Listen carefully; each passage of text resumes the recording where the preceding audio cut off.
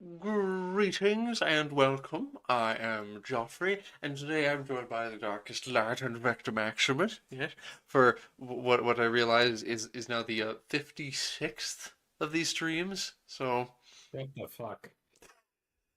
it's been going on for quite a while. Greetings, Even everyone. assuming that's even assuming that's too early, that means we've been doing this for like freaking half a year, man. What They the hell? they have not been twice a week either. Because there's often times like this where we didn't talk about the map for Central America. It never stops. And then Victor and I were just talking about how there's going to be Tinto flavor once they run out of things to talk out of maps to talk about. So, um, just gonna make a ping. I forgot. Discussing disasters, because today we are talking about disasters in EU5 slash project Caesar, whatever is called. Yes. Hello, Eric. Oh, okay. Yes, 1 minute late. I had to make sure everyone was here. Merry early Jesusmas. Why, thank you. How very kind. Because I didn't want to have to look at all the peoples with walls in Central America. I feel a little self-conscious when I look at places on the map where people have walls. Uh, due to me, just the Blackfoot don't have any, so it's just really hard, man. Be real. I forgot what disasters were. Well, disasters being, yeah, I wouldn't be surprised if I would not be surprised if they do talk about natural disasters sometime, but I don't think that's at all what this is referring to.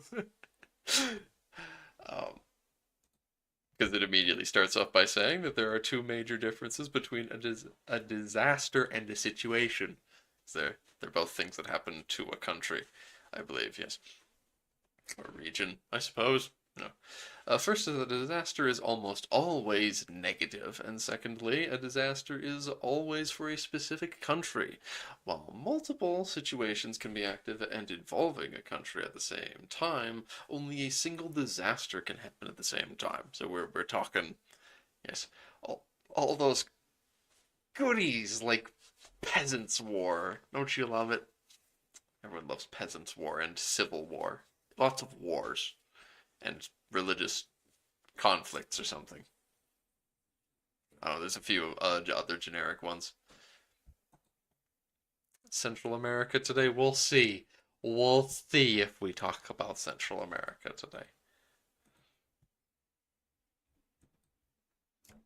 There's two categories of disaster: the specific historical narratives and the generic ones that happen to anyone under the right circumstances. Yes, of course. Very used to that.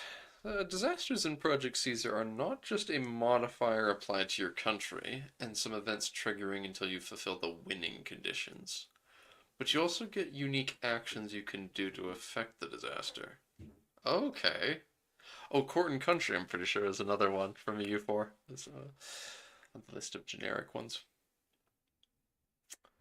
Looking at the common generic ones, okay. So, Court and Country is resistance to the growing centralization in our country has culminated in a period of general crises and conflict between the court and country. Depending on how we handle this time of crisis, we might come out of it a stronger country than before. The disaster can happen to any country with strong absolutism or crown power in the age of absolutism or age of revolution. Revolution? What is that? Is that the one that's They after? literally just copied and pasted Court and Country from EU4 and added some bells and whistles. Is the Age of Revolution is the last one, right? I believe so. Yeah, because that's like Or it's the second to last one. I don't know if they're adding another one. No, they wouldn't add another one. So yeah, it's probably the last one, just as it is in EU4. I didn't even remember that it exists in EU4. I'm going to be perfectly honest. which again tells you about how much the staying power of people playing to the end works. But this is an interesting window. We have, yeah, I'm not surprised that, as you said, it's, the same thing with bells and whistles, because I mean, it is of course the same concept, but here we've got a whole window, and I guess these are all main actions. These are all the buttons they're talking about. You have things you can click on. Woo, dopamine! I love clicking on things and making things happen. Woo! Um, and there's a bunch of so it shows all the estates, and they've got a green and a red wheel next to them. Hmm. UI is apparently work in progress, so not final. Hmm. I would assume it's got something to do with loyalty, but I don't know. The 15% there is probably the crown power, and this guy's actually a pretty darn good character. At least I would assume so. With the 80 Marshall, that's probably good. Don't know how rare stats like that are going to be. There are 6 ages, and the Age of Revolutions is the last one, and that age is an institution for industrialization. Ah, okay, that's right. Yeah, yeah. That's right. They mentioned there's like trains. Yeah, I'm pretty sure they mentioned that there's like the most basic train is a thing But that you can can get at we the very get end. choo-choos on the map like in Vic 3? I'm not gonna get my hopes up about the choo-choos on the map, That's so sad. but it would be funny. Because Vic 3 already has the choo-choos on the map, so it would be funny if we got them here too. Legitimize. Yeah. Reinstate the legislative assembly, reign in the nobility. Reign in the bourgeoisie. So reign in everyone, reign in all the estates. Reign in the commoners. Well, this is interesting then. I do like the idea of having a bunch more interface to deal with. That sounds like, especially when it comes to modding, that it sounds like it would be something that would make the whole process a lot more moddable, much more easy to make unique content for.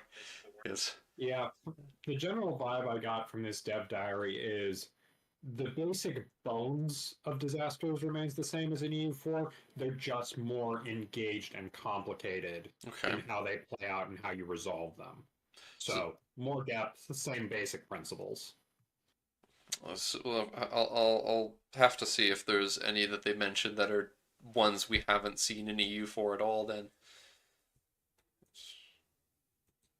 let's see what they say. Yeah, the nobility has taken the biggest offense to this plan. The biggest offense to this plan.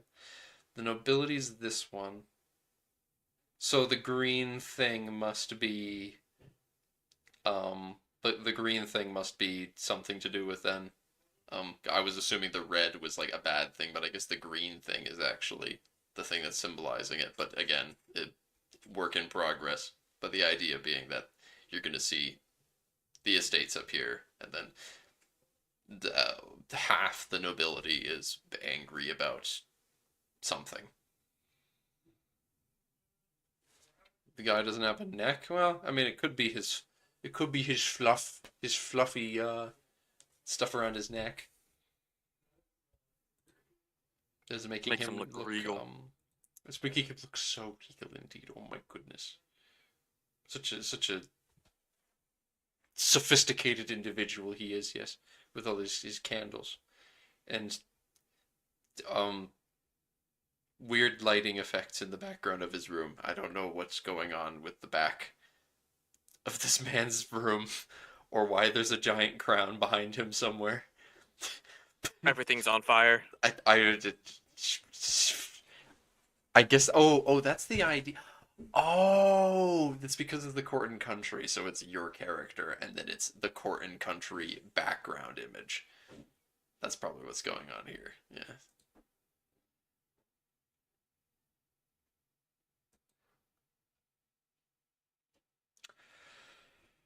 Yeah, I don't know. They're You hope the UI isn't anywhere near close to final? Yeah. What's the biggest issues you'd say you have with it, Endrit? Hmm. I mean, it feels a little off to me having him sitting there in front of this image. It's a little silly seeming, but it gets the message across at least. I'm a little too forgiving. I'm a little too forgiving. It's hard for me to look at something and just say, "Oh, this is terrible." The fire in the background and how he's awkwardly. Yeah, okay, so it is what I was saying. It's um. So other than the GFX, I don't. Yeah. Oh yeah. As hot pocket is saying. Yeah. I haven't had any issues with this UI, but the GFX maybe. That's the, yeah. That's something yeah. I have the feeling that they're gonna be doing. I suspect that they're going to be doing more with the characters than they realistically should. Where it's a thing where yeah, like the characters aren't that important, but they keep throwing the character portraits around all over the place anyway. And it's just like I'm gonna it's something I'm genuinely gonna be curious about is how damaging it would be to the general UI to just remove them and just have names. But anyway, moving along.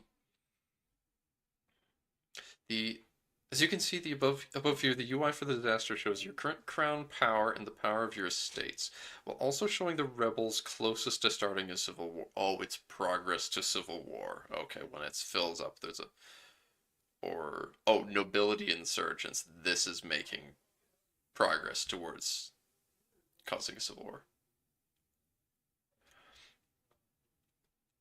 Also, it's the current actions you can have in the disaster. Yes.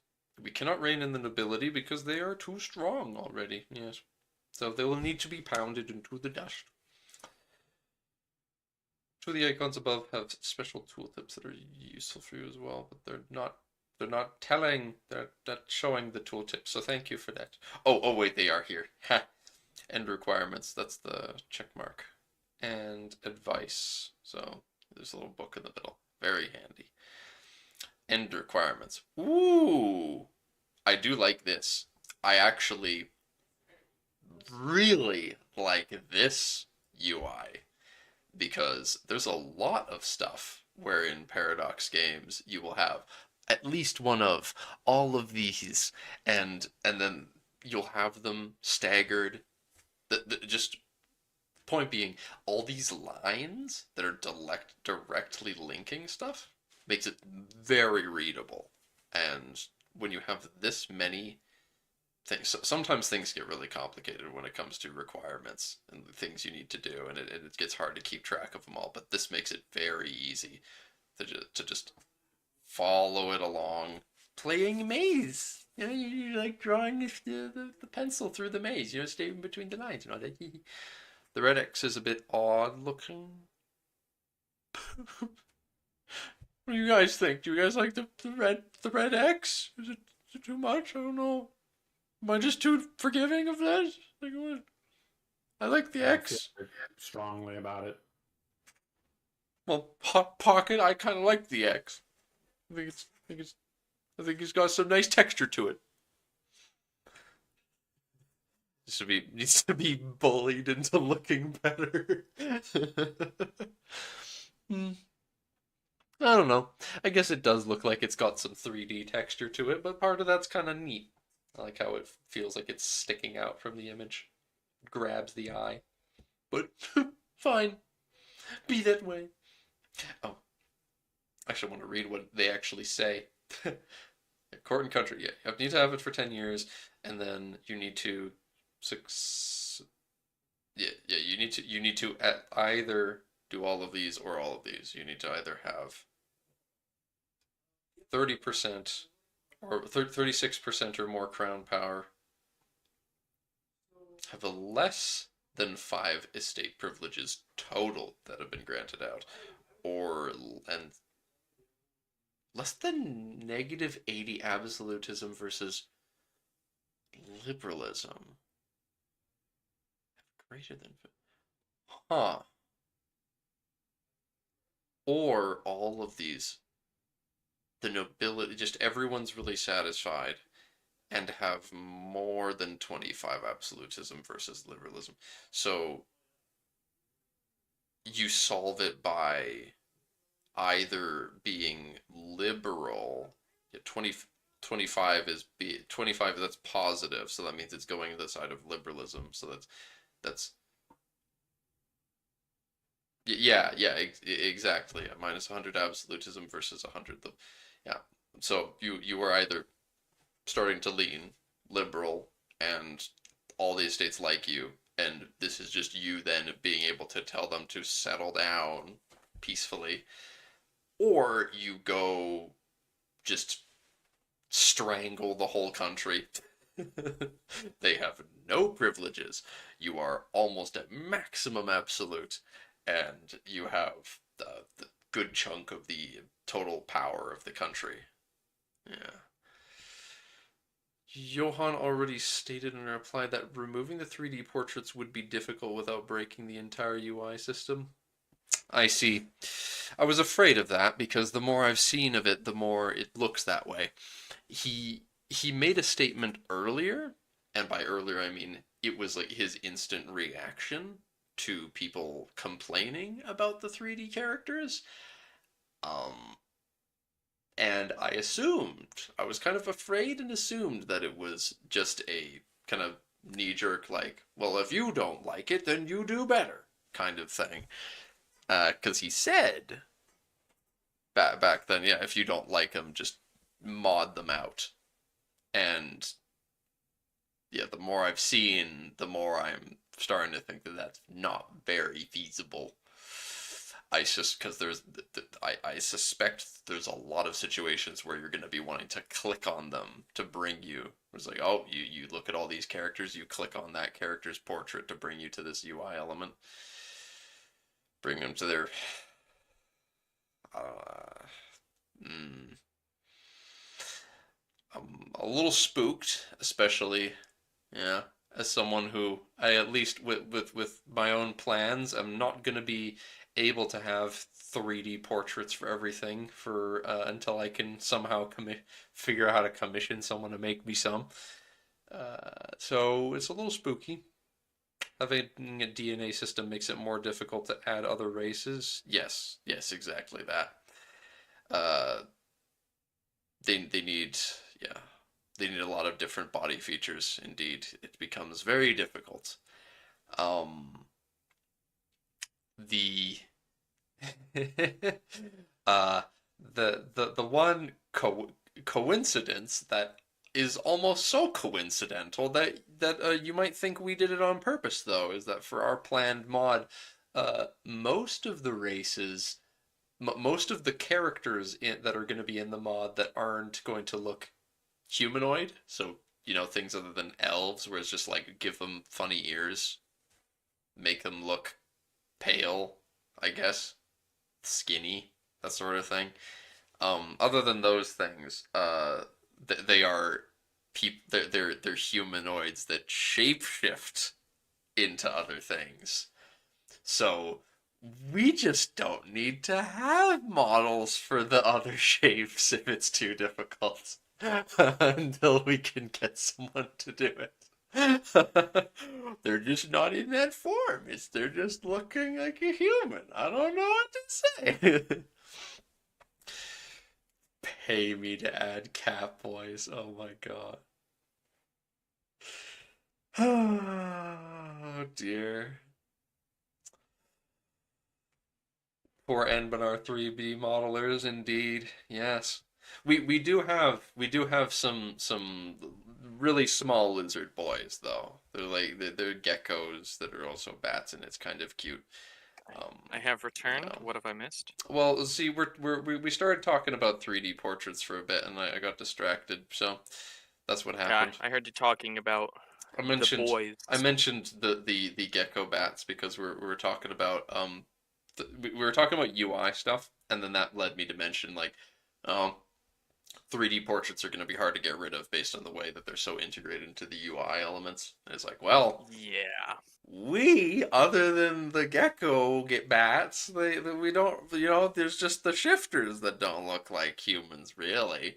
And I mean, they just change between looking like humanoids and into the animal shape. So unless we have the model, unless we have someone make something for us that, I don't know, they're just looking like a humanoid.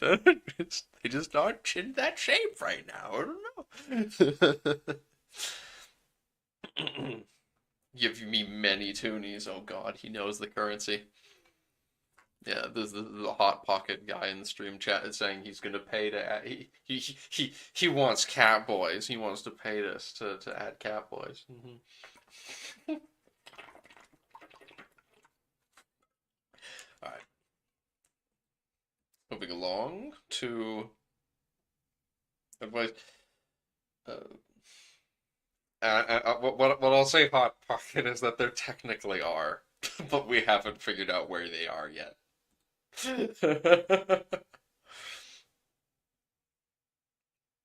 And there's also the androgynous short people, but need to move on for now.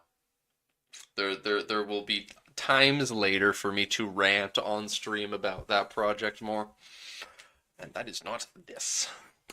So, advice for court and country disaster.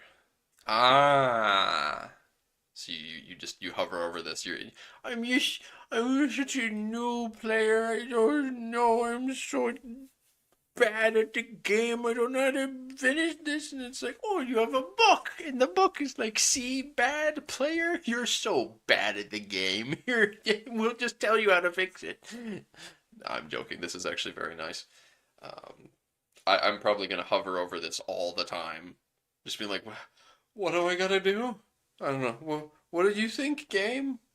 Joffrey's confused. He's just chat's being mean to me, and I don't know. I need someone I can rely on for advice. You'll never lie to me, right? Question mark book.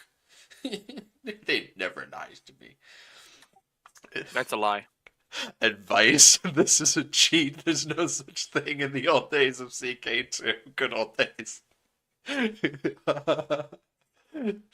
Good. You need the boomer energy. Come on. Return to see. There was someone. There was someone before the stream started who left a comment in the stream chat saying, disasters, bad game. Return to EU1. And they were called like egg or something. I don't know. But in any case. Yeah, revoke privileges, increase control. Increase control? What does that do? I guess control gives you more crown power, maybe? Or maybe. I don't know. I forget how that works. There's so many things going on here. Book says build walls. A book says build walls. A Joffrey says, what? Huh? What? I'm like the Norskins in. Is that just a thing now? I'm like the Norskins in Warhammer 3. It's just, wall? That's the everyone's favorite Warhammer 3 meme, the Norskin monkey meme. Counting houses. Wow. Never get rid of the classic building. Government power. Fuck the difference between government power and crown power. Oh, religious turmoil. That is a lovely image. What the what? Oh my gosh. Bro, they're just beating up this old nun. What? Yes. Oh my god. Deserved. Fucking none. There's a bunch of pictures and this dude is hammering at them. It's not like he's not even burning these ones. He's just hammering at Some the Protestant pictures. sects are not fond of icons. and Catholics are very fond of icons, as you can probably guess. Yes, yes. The ones that you know, Catholics we love our art and our statues. Orthodox and Catholics made a lot of them, so there are a lot to be destroyed. Yay. So fun. I mean, the Norskins have citadels of wrought brass and cursed. They didn't make those, though. They didn't make them. I didn't make those. Also, if you're wondering, Eric, because you've got, I'm pretty sure, at least I've assumed this whole time, based on vaguely what your image looks like, that it's something to do with corn, but I can't tell for sure. But if anyone's wondered why, and I don't know why people would, we don't play Warhammer stuff all that often, but if anyone's wondered why, um, haven't streamed anything with the new Warhammer DLC, it's because I played the ogres for a bit, and then I instantly learned that there is a glitch that causes anything that's but most monstrous units in the game, like monstrous cav, especially I think was the most Just effective. can only hit one dude at a time. Yeah, yeah, I think it was everything with splash attacks. That's what it was. Yeah, that's fixed. Yeah, it was. Yeah, all that was just not working for a bit, until a couple days back. So now maybe I'll just like run around as golf ball.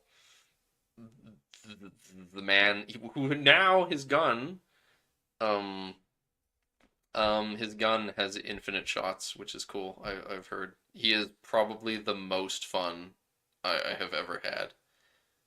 I won't say his name on this stream, but I'll say his name all the time on the stream where I play him. I want this one to stay monetized though. I want my like 15 cents CAD, which is like, I don't know, 10 cents American at best these days. Religious turmoil. Despite it is a Cornate Berserker. Good. Good. He has good taste, Dark. Despite the country. I heard a chink. He's eating something. He's eating something, boys. Yes, I'm eating. Tink, tink. Despite the country's efforts to mediate between the different religious groups in our nation, conflicts have been erupting on a regular basis. The situation has worsened, and without drastic measures, we will soon be engulfed in a religious civil war. Poor people in the background. Oh, wait a sec. Does this mean you're gonna get, like, your character's portrait up in front of this? It's just gonna be...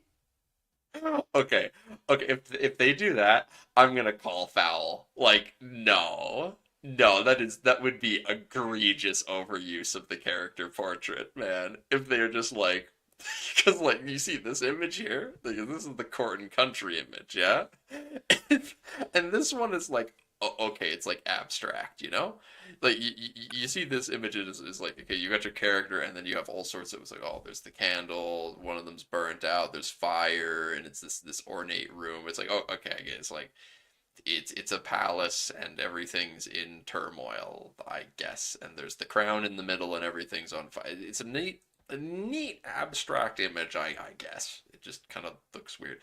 This though, if you just get like especially if you're playing anyone outside of Europe, can you imagine? Can you fucking imagine? I mean, this image of you've just got your character sitting there. You're playing some like Tibet dude, and you I don't know. You get religious turmoil because there's too much. There's too many. I don't know. The Sikhs show up, and there's too many Sikhs in your country, so you get religious turmoil or something. I don't know. I'll read it in a second. Maybe it only happens because of the Reformation. But this image with your character just like. Just kind of like frozen in your good old fashioned Imperator style, just like kind of looking off to the side or at a strange angle. Like, oh no, no. You want your general sacking a monastery in the portrait background. I don't like it. Right, the disaster can occur during the age of Reformation for any. Okay, literally Protestant. Yeah, it's the Protestant Reformation disaster. Okay. Oh well, I thought it might have been a little more interesting than that. I was holding out hope it might be like, oh well, it's unique. Like, oh, it's a disaster because there's too much religious turmoil or something. I don't know, it's just Reformation. Never mind. Any Catholic any Catholic country or any country following any Protestant religion if they have a low enough religious unity and a weak clergy estate. Why can't this just happen for anyone, though? Why can't this just be like a normal thing that happens? Why does this have to be a Protestant Reformation like era thing specifically? I love It is the in EU4. it is in EU4. Pretty sure, yeah. It's only for you. It's only for them. I know, yeah, but they could be better this time though. They basically just copy pasted these from EU4. I'll be honest with you. Really? Yes. But I don't. Oh. Oh, we're gonna see some. We see another show some specific ones. Yeah. So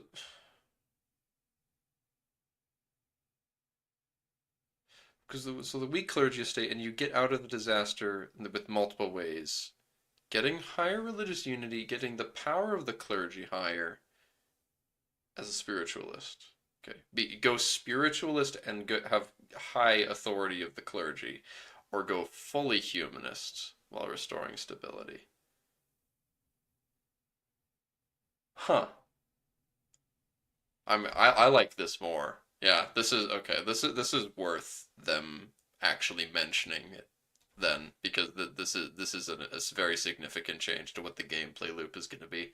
Because in of course in EU4 the gameplay loop is literally just all right. Religious civil disorder. Do you want to tolerate the heretics or do you want to kill them? And then you click kill them because of course you're going to tolerate them. No, that would mean that you're bad at the game. So then there's a revolt, and then you kill the revolt, and then you eradicate the heretics to bring peace, and you have a bonus to religious conversion. You convert the county, and then you win. Yay, you won. While this disaster is happening, there'll be lots of conflict from religious minorities in the country. Well, we'll see what that specifically plays out as. I'm sure that it'll be more nuanced with the fact that we have actual pops. But I'm curious. Now, I have no idea what Savonarola is. I've never heard. I've never heard of Savonarola. But this looks like Inquisition shit. An upstart preacher has started to spread his apocalyptic message advocating for repentance and reform. His message is causing quite a stir among the population, and it's for sure a sign of changing times. Huh. Yeah, this is the bonfire of the vanities in Florence. Oh. So it's like a situation where it's like everyone knows the event, no one knows the dude who was leading it. Speak for yourself. I know who Savonarola is. Dark. Anybody who played Assassin's Creed 2 should know who this guy is.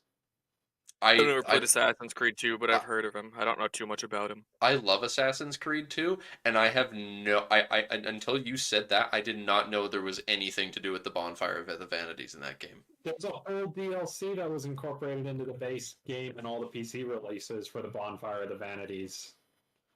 Well, I didn't know. I played it on my Xbox 360. I didn't get any DLC. Maybe the DLC wasn't rolled into it at that point.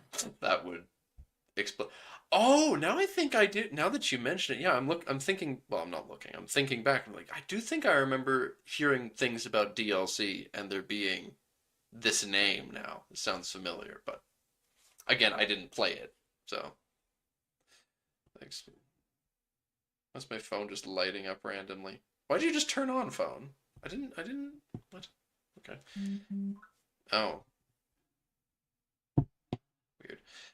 Anyway. This is a disaster that's likely to happen to Florence. Rip. Rip Ezio. In the last decades of the 15th century. If they're a Catholic republic. To get out of this disaster, you have to either become a theocracy or Savonarola will have to die. What? Yo, have him take over? I'm down for that. It's the FBI spying through my phone. You're right. That's why my phone just turned on. It's like, is he still streaming? Okay, we'll get him. Okay, so Dark, you playing Milan, right? I'll play Florence. Of course. First game, we'll play Okay, together. I'll kill That'd you. be great.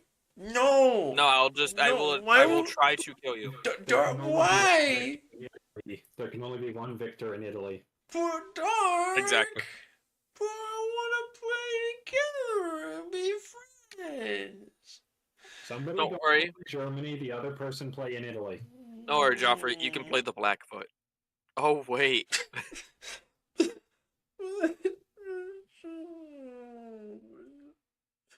Well, maybe I'll play the Finns. Yeah, we'll play the Oh, but the Finnish. DLC locked. the world famous able to- Finland DLC that lets you play. Oh no, it's because all the Finns are societies of pops. I swear if they make that DLC locked. It almost certainly will be. No. Societies of pops, if they're not out in release, which it seems like they won't be, they're gonna be DLC. I will rage against the dying of the light. And then rage. I will. Anyway, theocratic Florence is unhinged. War of the Roses. We've seen this art, and now we know why this art exists specifically. It's because there's the window. Though this yeah.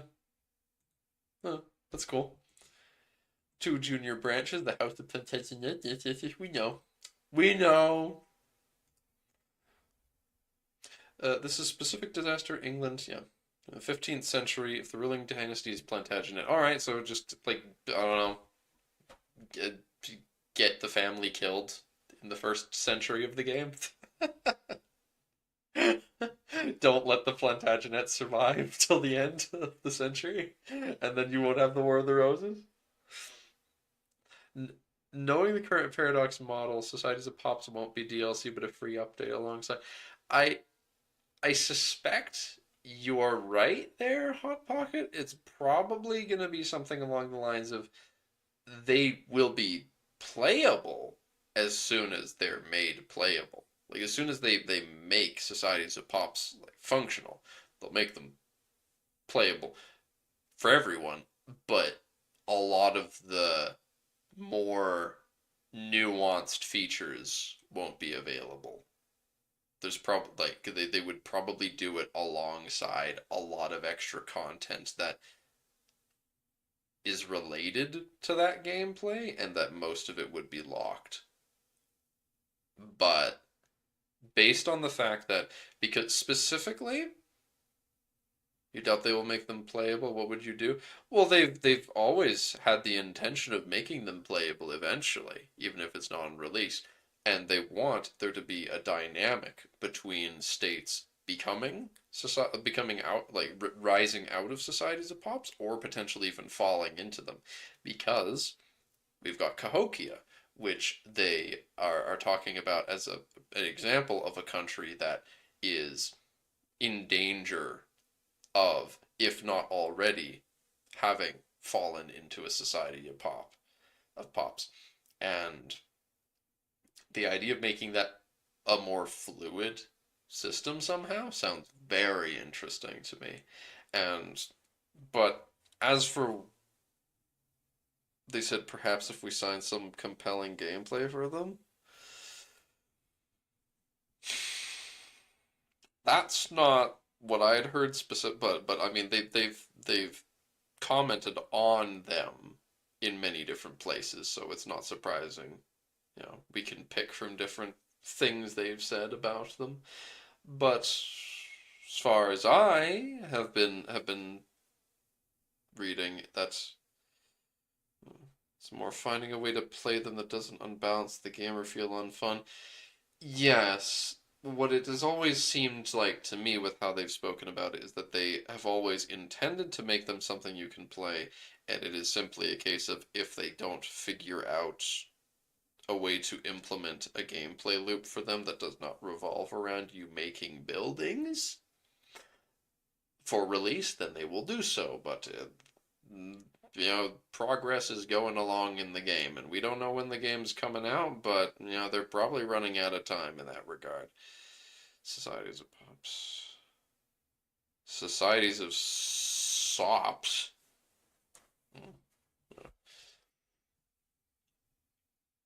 You either get a Christmas present next Wednesday or you get a lump of coal. Yeah. Because they're because they're not gonna, for obvious reasons, next Wednesday there isn't gonna be a Tinto talk, so Yeah, I guess that makes sense. so it's either we get a lump of coal or Johan has something special that he'll toss our way, but we'll see. You want the 3D map so bad? Yeah, well, the more you talk about it, every time that you specifically ask for them to show you what the map looks like, they will delay that Tinto talk for another 5 weeks. It's true. We have actually talked to Johan about it, and he called you out specifically. Yes, he said you're a problem, Hot Pocket. Mm-hmm. And he enjoys causing you pain. We ain't seeing it until after release. yeah, that Tinto talk is 2 years from now. Dear God. Alright. You want to see the map? Because Vic 3's map is so beautiful. That's the one thing I have to say that I like about Vic E3 is that the map is gorgeous. The map makes me want to just squeeze it. I want to scrunch it all up.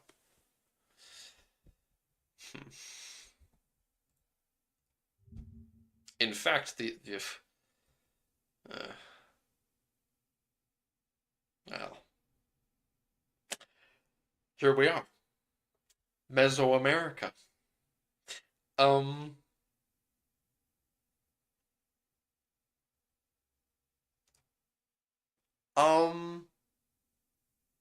I can't see them. Can't see who? Where are they? Who? The Aztecs. Where are they, Dark? They're not called Aztecs. They're called Tenochtitlan. They're gonna be around Lake Texcoco. Look for the lake. Oh, that is the lake. No, it's Teo. No. That's Teo.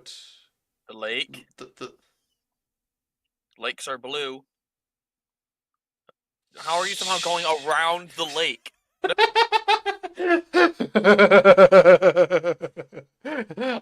I don't think they're actually listed here. Yes, they are. You see that lake? Yeah. See that one country with a TEN? Wonder what that's short for. Tinnitus? Yes, tinnitus. No, Tenochtitlan. Isn't that this is it? That's Tenochtitlan. No, it's the one that's literally just TEN. They're small. They're just a city-state at this point. But they're the mighty Aztecs. Well, if you go to the next picture, you can actually see. They zoom in on it. Because they know what people are going to be interested in. Well, not this one. Spoiler, Tenochtitlan level, more detailed maps. You can see, we can see a little bit of South American, actually settled countries. That's interesting. Yes. That's actually really funny now that I think about it. That's let me close that image. Unlike the Blackfoot. Yeah, because apparently these guys can build walls or something. Yeah, they can build walls. I wonder who this is. This is like, these are like the Muisca, I think, is what they're called. But I don't know who these people are Muisca. No, Muisca are the blue ones at the bottom. That's what I was referring to. Yeah. Oh yeah.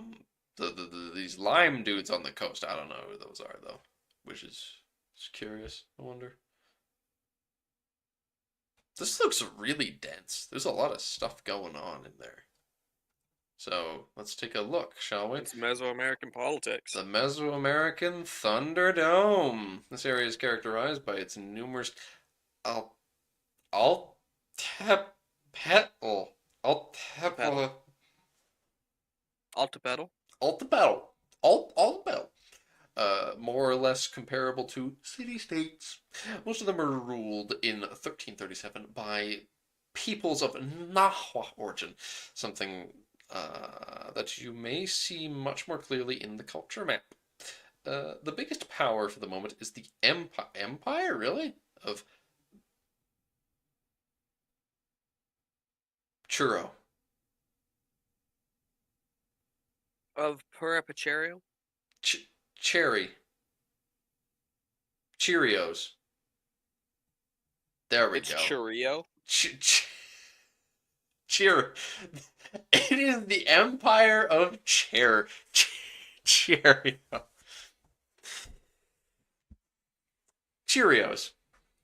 Yeah. So yes, Honey Nut. the Honey Nut Nut Cheerios are the strongest empire realm at the moment. The Empire of Honey Nut Cheerios are the strongest empire, though founded by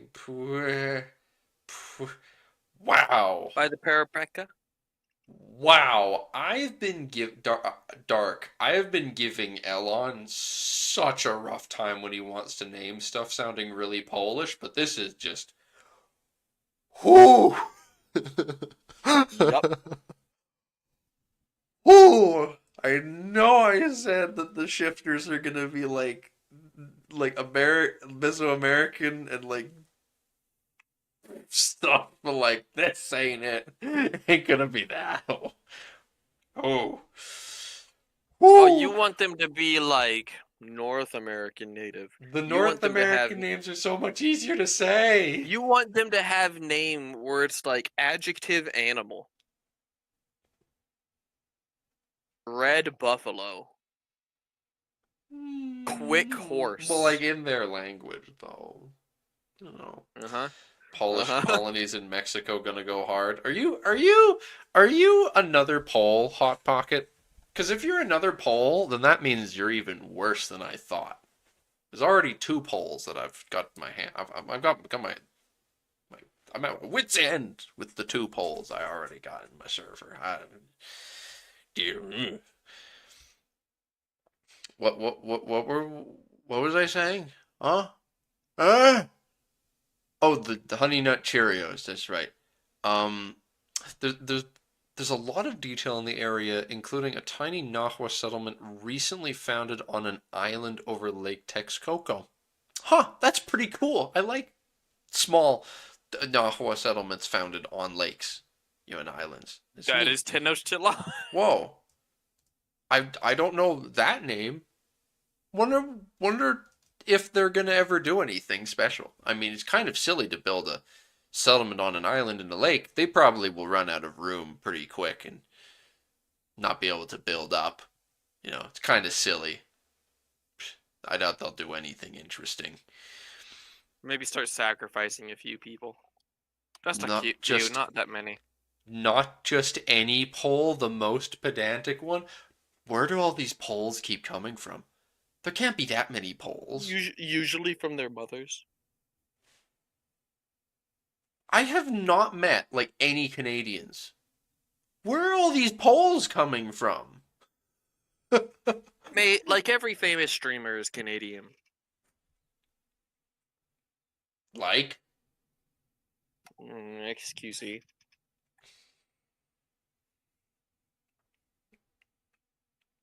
Yeah, got you there, bitch. Why don't I just do this by myself? This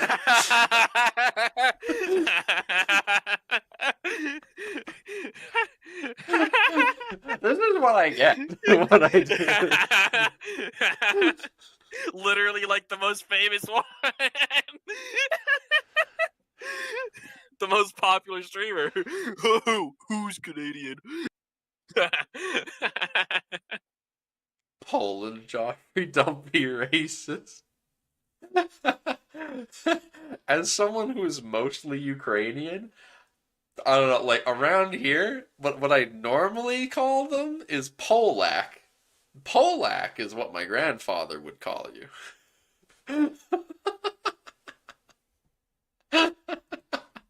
That's what the Ukrainians around the Ukrainian people around here call the Poles.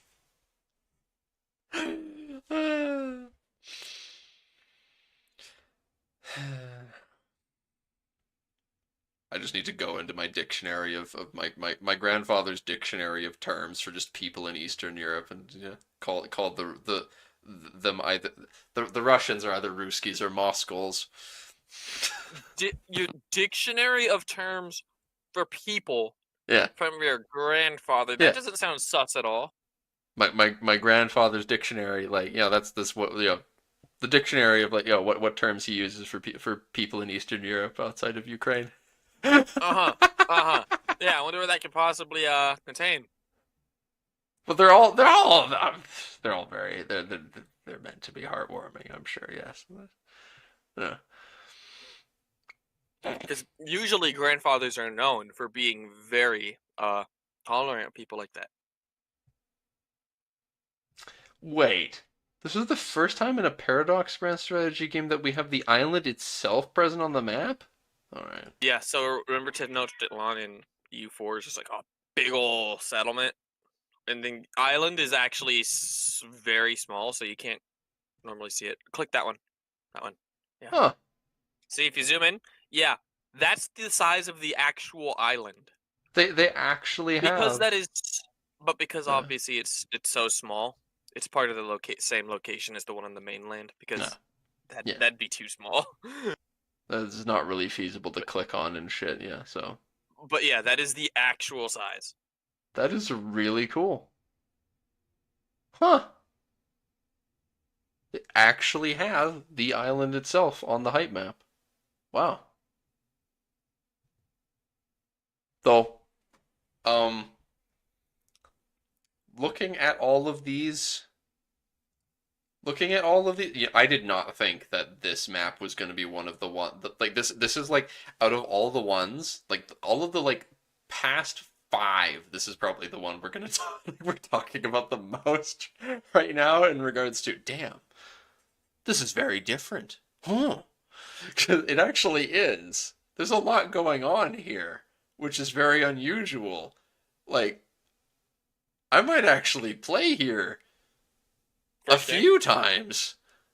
Hey, I did say I'd be down to change my first game from Milan to playing Cusco while you play the Aztec.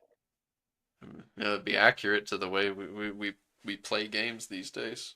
Because as we discussed earlier today, you are the Zinch corn, and I am the blood speaker of corn. Yes, I'm in the blood speaker of corn tier. We had a tier list on the server earlier today where we were ranking everyone who was active on the server by which chaos god they're aligned with. Yes. Unfortunately, we didn't have anyone that was Demon Prince of Nurgle ranked. It was very sad. I had to save Drac from that fate. Yeah, unfortunately. That's one of the polls for your information, Hot Pocket. Yeah, that's one of the polls. He almost got thrown into Demon Prince of Nurgle territory, real big stinky. They just gave him that because Goat's a bit of an ass to track. I mean, Goat loves being an ass to everyone. He's part of the charm. Except when it isn't charming. And then we tell him. But, like that.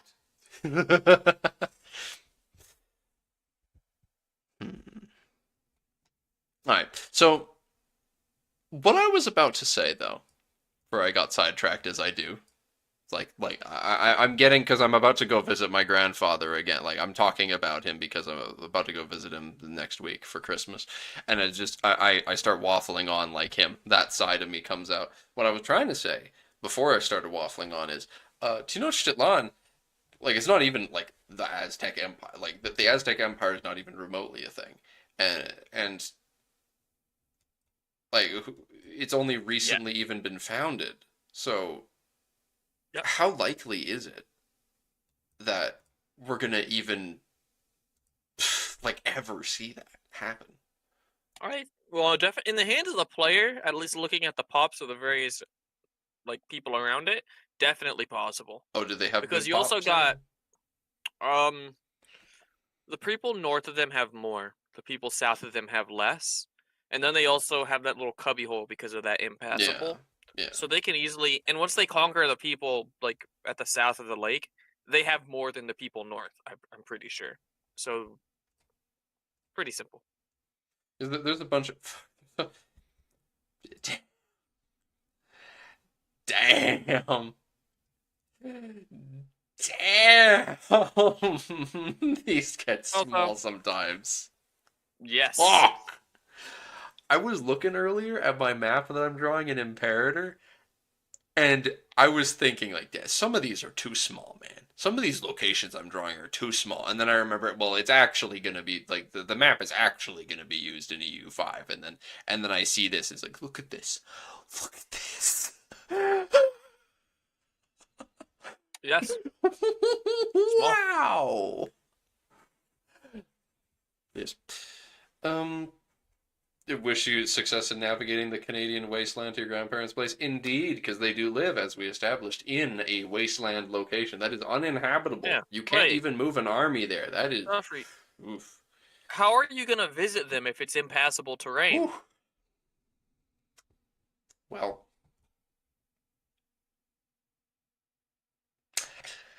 I kind of just like go to Edmonton. Uh-huh. Actually, no, because what sounds more funny is I go to Calgary and I climb the Calgary Tower, because that's a name that people outside of Canada might actually recognize when they hear me say. I climb the Calgary And then you Tower, paraglide off. and then I Because then you're not walking over the impassable terrain. I wasn't thinking about it. I wasn't gonna say like I get there. I was gonna say I climb the tower and wave at them or something. Oh. I can't go there. It's impassable terrain. I have to just like Well, call them while it's- being on top of the tower and waving at them or something. Hey, it's impassable because you can't walk there. But So I I can bet fly if over they had it. planes in EU4, Yeah. you could reach it. You can fly over it. Yeah, that's true. You kind of hate the wasteland mechanics. You got a problem with you have no problem with shit land, but gods you hate having walls on the map.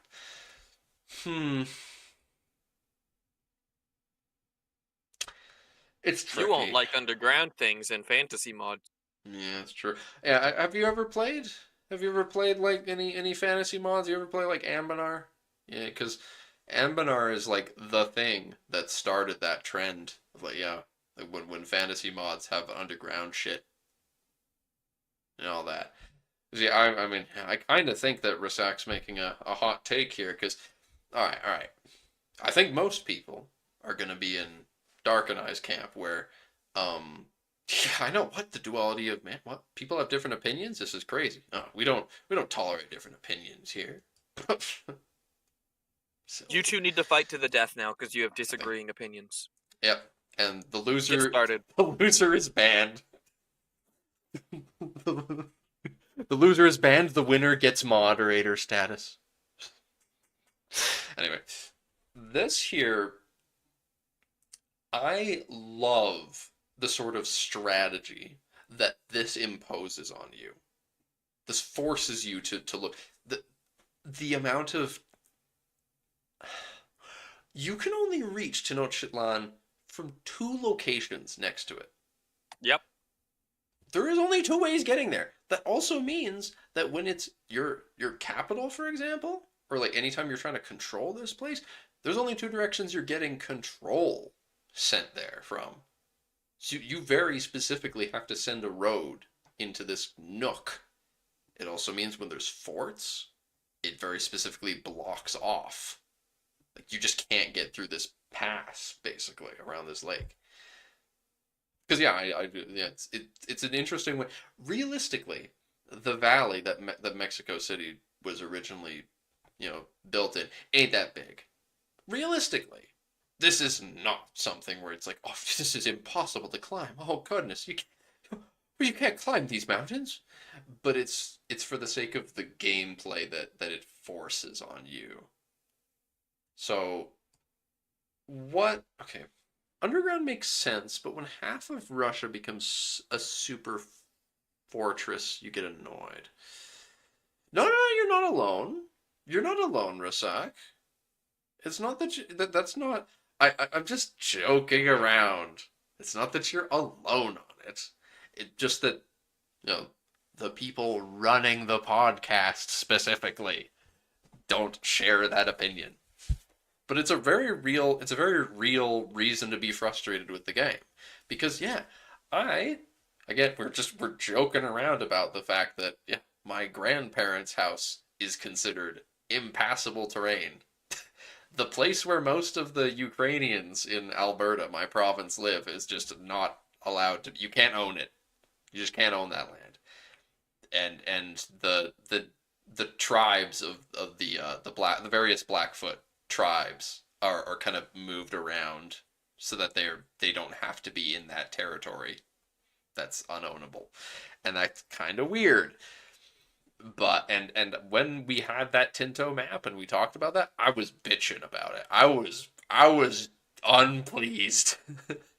But at the end of the day, the locations that you still get are still they're still very dense. So there's still a lot of gameplay to be had, and especially when you look at this, there's a lot. These are very dense locations. There's a lot of gameplay to be had here. It's just that the army movement gets more difficult. And you are saying, because you said super fortress, yeah, you're saying yeah, half of Russia becomes a super fortress. Uh, I don't see it so much as being a super fortress because I mean it's not going to be easy for them to maintain having forts out in those corridors, those little snaky paths. But it also does represent well, I feel the difficulty in trying to navigate the Russian wilds and having it be such thin territories also means your armies are forced to march down a singular path, so it's a lot harder for you to just spread them out to get supplies. But anyway, that's enough ranting about that. Point is, I'm looking at this, and I think this is great. I love looking at this image here because, again, yeah, there's so many possibilities. However, I do kind of suspect that we're dealing with a situation where whoever you play as, you probably form the same country. It's probably just a case of, regardless of who you do it as, you're going to press a button that says,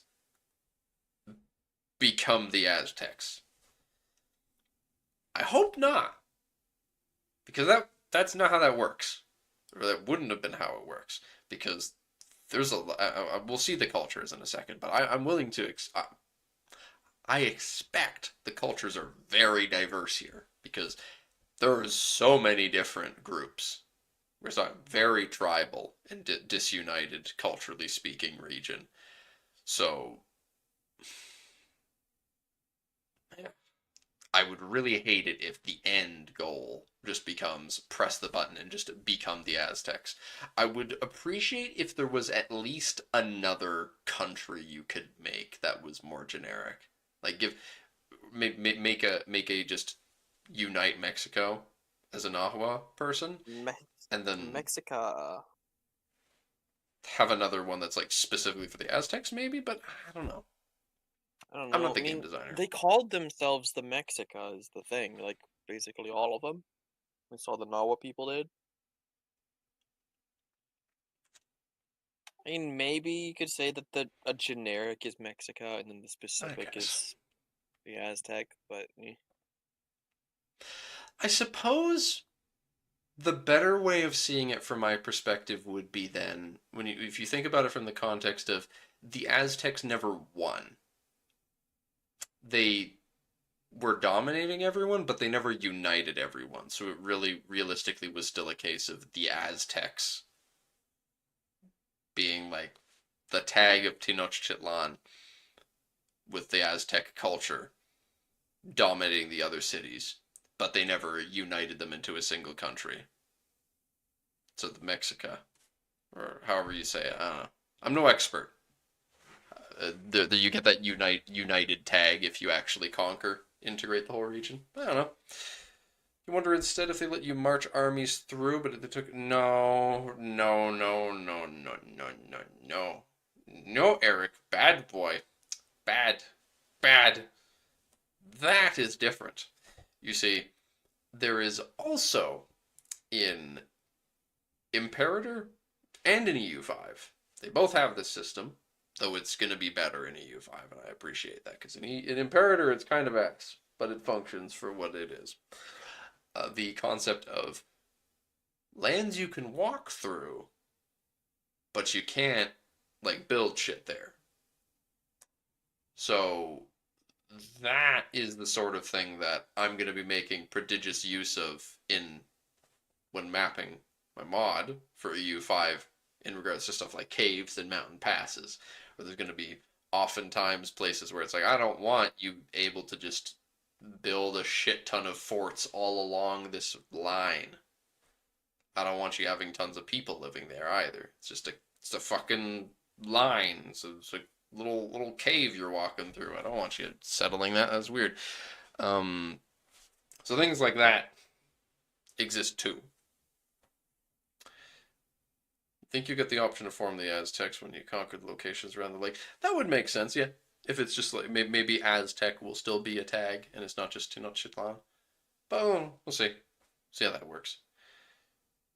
You're a big endnym guy, so you hope that there is no Aztec Empire, but that the Aztec tag should be called the Triple Alliance. What? The Triple Alliance. Yeah, it was a Triple Alliance of 3 city-states.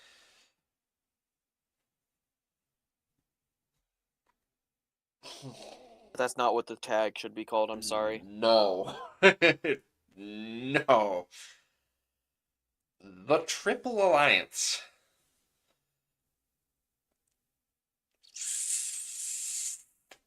Yeah. I don't remember what the third one. I know it was Texcoco. I don't remember the third. Let me check.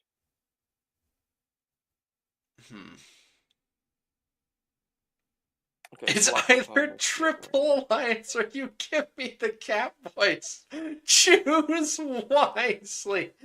Oh my Alright. gosh, he's right. He is the most pedantic of all. Oh, You can God. get the Cat Boys. I'll Dark, give you the Cat Boys. I already told him the Catboys are gonna be a thing. He just doesn't understand. He's getting the Cat Boys. I mean, I don't know where to put any Catboys. Yeah, I just know like there probably are shifters that are cats. I don't know. Whatever. Scary ultimatum. Yeah, it's terrible. It's either the Triple Alliance or you give me Catboys. Another win for the fatherland. Yeah. Oh yeah, I wouldn't be opposed to that sort of thing. I will just add a little bit. A hot pocket, if you like. So since you are a poll, the 2 polls that I mentioned that are in our Discord server, they have been working with me over the past like basically forever now. I don't even remember when it started, but they've been like prodding me forever about like making essentially not Poland in the fantasy setting for the mod, and they keep bullying me about making like what names they could use for stuff, and making up different religions and cultures and tags for them and mechanics and shit. I'm like, dude, it's not Poland the mod, come on. And they're like, but it could be. Yeah. So yeah. They would be XCons. Oh god. Now make it readable. Woo! You know, I hate to say it, but I could see a world where they made like the tag you formed, like the words Triple Alliance in Nahua. Look, man. I just want the ink. They'll call it the Triple Alliance of the Aztecs. And I just want the Inca to be called Tawantinsuyu and not Inca. Tawantinsuyu. I bet they will, though. They probably will call it that. I sincerely hope they call it that. They call it that in Vic. But they didn't in EU4. But yeah, They but just call it Inca. EU4 is from over a decade ago, my guy. Yes. And this is the sequel to EU4. You're the sequel to EU4. Thank you, You're welcome. bitch. Anyway, societies of pops exist. Mayan polities. This game, I don't like this game because I can't just look at this map and tell easily where one culture ends and where the other one begins based on political borders. Ma'am. There's a country called Ma'am. I didn't see that. Why is it Ma'am? It's not even an abbreviation. There's no period after the M. It's just actually called Ma'am. Because it's not English. That's weird. You're weird. Why isn't it all in English? Why do you not have hair? Well, I just, I tried.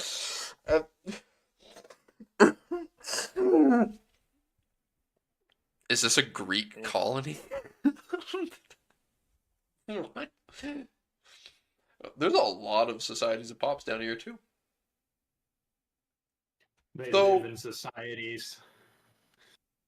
We live in many societies, indeed. Though there's actually quite a few places that don't have any still, though.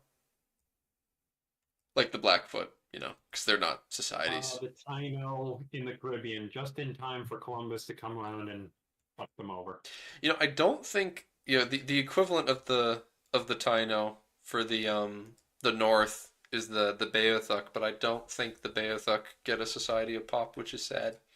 No walls. No walls. That's why they got genocided. No walls. I mean, Three Little Pigs taught us that you need walls. I guess. Brick walls. Not stay, not hay, not sticks. You need brick. Need brick. The Taino got bricks, I guess. They got stone. They got a stone wall. Rocket stove. They'll keep them safe, right?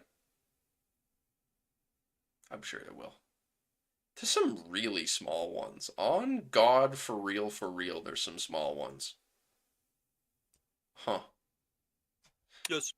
I wonder what it's like to just play one of these countries and just be on the edge of the society and just start colonizing. How does that work, that's something I want to know, because they've talked about colonization before, and that we know, for example, that everyone can supposedly explore and colonize adjacent to you yourself on land at game start, but we don't actually know how any of that works functionally speaking.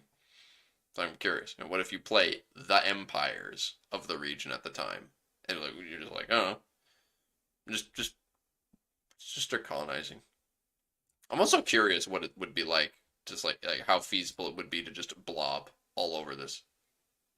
Can you just EU4 style, just Probably. glomp it all? I'd imagine, yeah. Because I don't think, I don't think that. See the thing. I had this conversation with Franco about it, but I don't. Aggressive expansion works very differently in Imperator than it does in EU4, and it has me wondering how precisely it's going to work in this game as well. Because aggressive expansion is a meter at the top of your screen in Imperator. Mhm. It's not just a thing that is like you do it and now people are mad and now they'll do coalitions.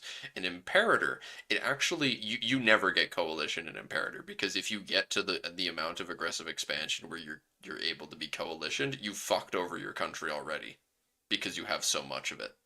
Because it just wears out your country with how much you're expanding, which is an interesting concept.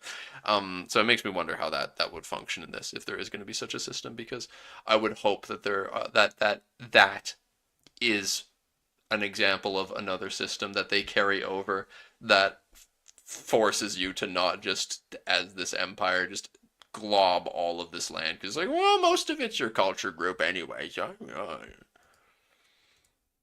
anyway, there's not much else to say about these. The societies of pops exist. Yeah, that's neat.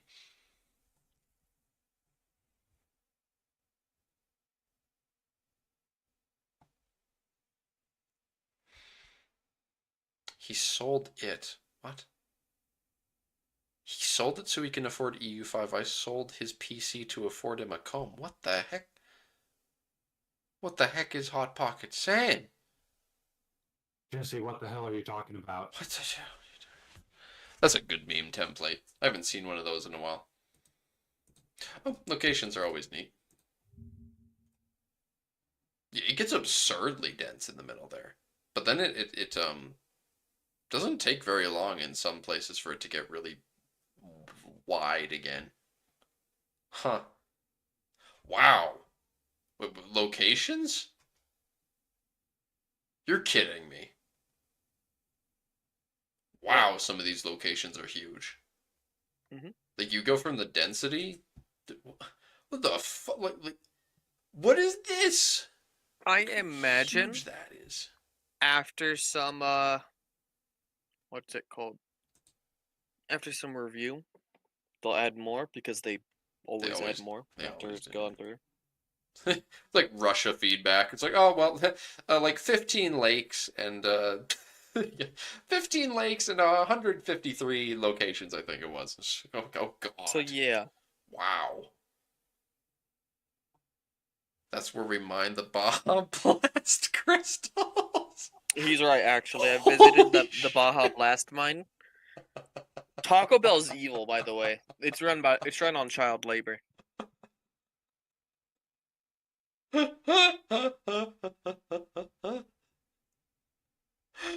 Dude, So next time you get a Baja Blast from Taco Bell, just know you're drinking the products of child labor.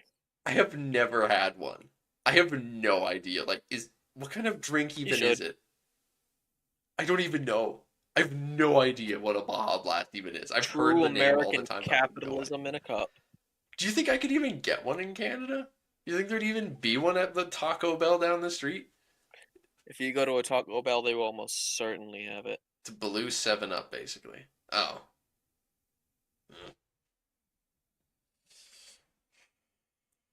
I'd rather just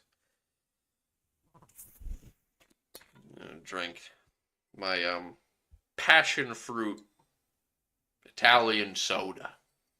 Oh, it's not made by child labor.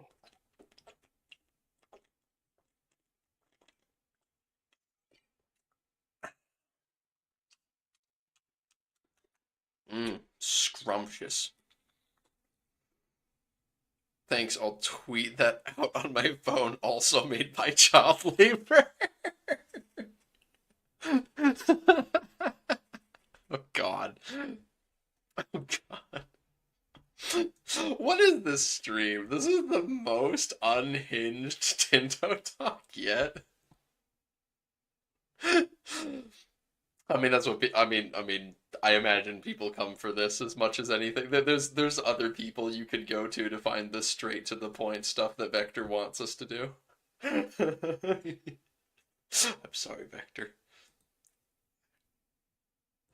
Actually, Wow, wow, wow. wow, wow, wow. Indeed. Jamaica is a whole 3 locations now. That is 3 times as large as it has ever been in anything before. Jamaica. I don't think there's ever been a video game where Jamaica has been more than one of anything. 3 times as large as it has ever been in anything before. I don't think there's ever been a video game where Jamaica has been more than one of anything. I don't think there's ever been a video game where Jamaica has been more than one of anything. 3 times as large as it has ever been in anything before. I don't think there's ever been a video game where Jamaica has been more than one of anything. Unless you count Tropico. Which I don't. You should. Nope, because I never played it. L. That would take a lot of convincing. Provinces.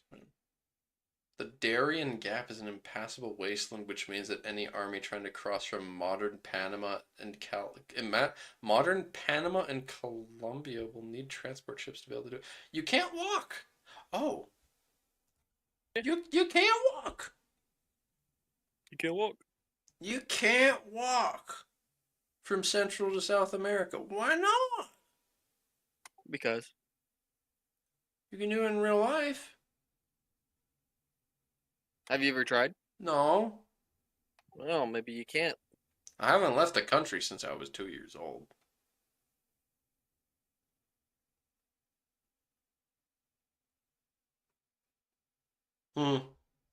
Well, Darien Gap is infamous for being impossible to cross, at least logistically. Really? Oh. There is no road even today. Let me remind myself what this actually looks like. 60-mile stretch of dense rainforest, mountains, swamp, and rivers that connect Central and South America. Oh God, well that doesn't sound very pleasant.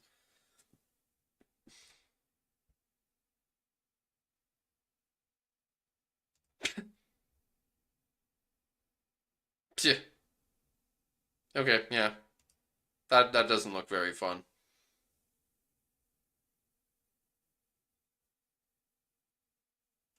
Alright, fair enough.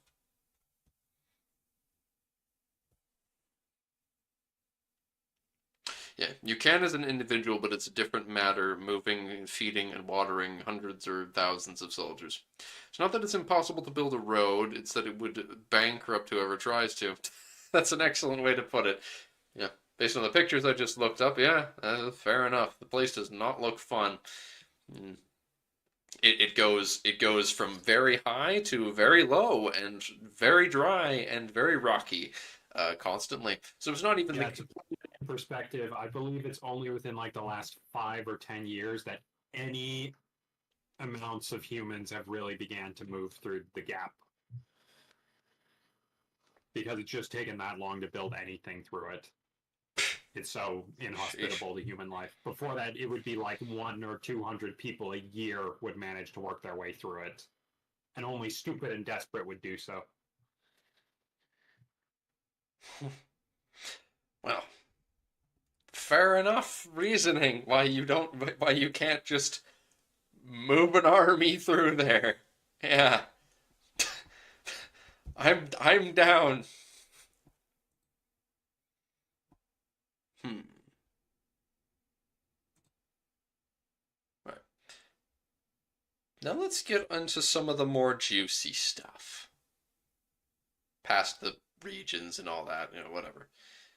You've got your, you've got your climate, which is, it's a little bit of a curiosity. Yeah. There's some oceanic stuff that pops up in interesting places inland, which is presumably for some highlands. I imagine lots of continental stuff inland in Mexico as well. Yeah, makes sense. Interesting how diverse the climates actually are in Mexico compared to as you go further south.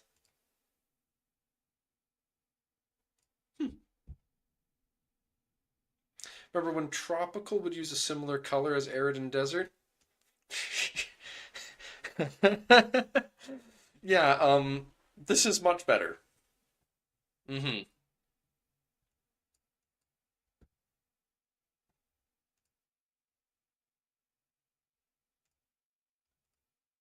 And now we've got topography. So Mexico itself, Mexico City, like Texcoco, is just, yeah, it's all in their hills. All right. Surrounded by Yeah, those the impassable mountain strips they made. It's so the whole I love the sort of view you get of this sort of things where you get like long strips of mountain terrain with some impassable stuff in the middle sometimes, and then you get like the plateau in the middle. This sort of thing has always been fascinating to me as far as terrain goes. We saw it in Iran too, and I told you about Yeah, that, and then we ended up using it on the fantasy map exactly. I'm glad we because this did. happens.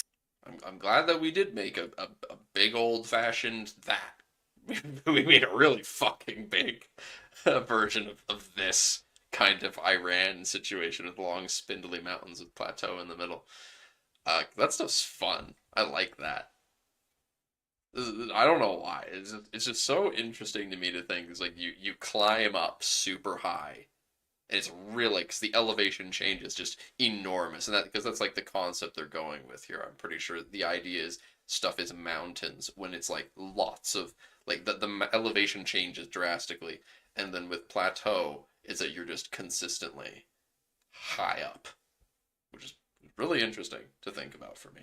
I want to see going back here. This is all, yeah, the whole plateau is arid and cold arid. So you've gotten up high, and now this just highly elevated area that the mountains on the side of it are like, I think the mountains are the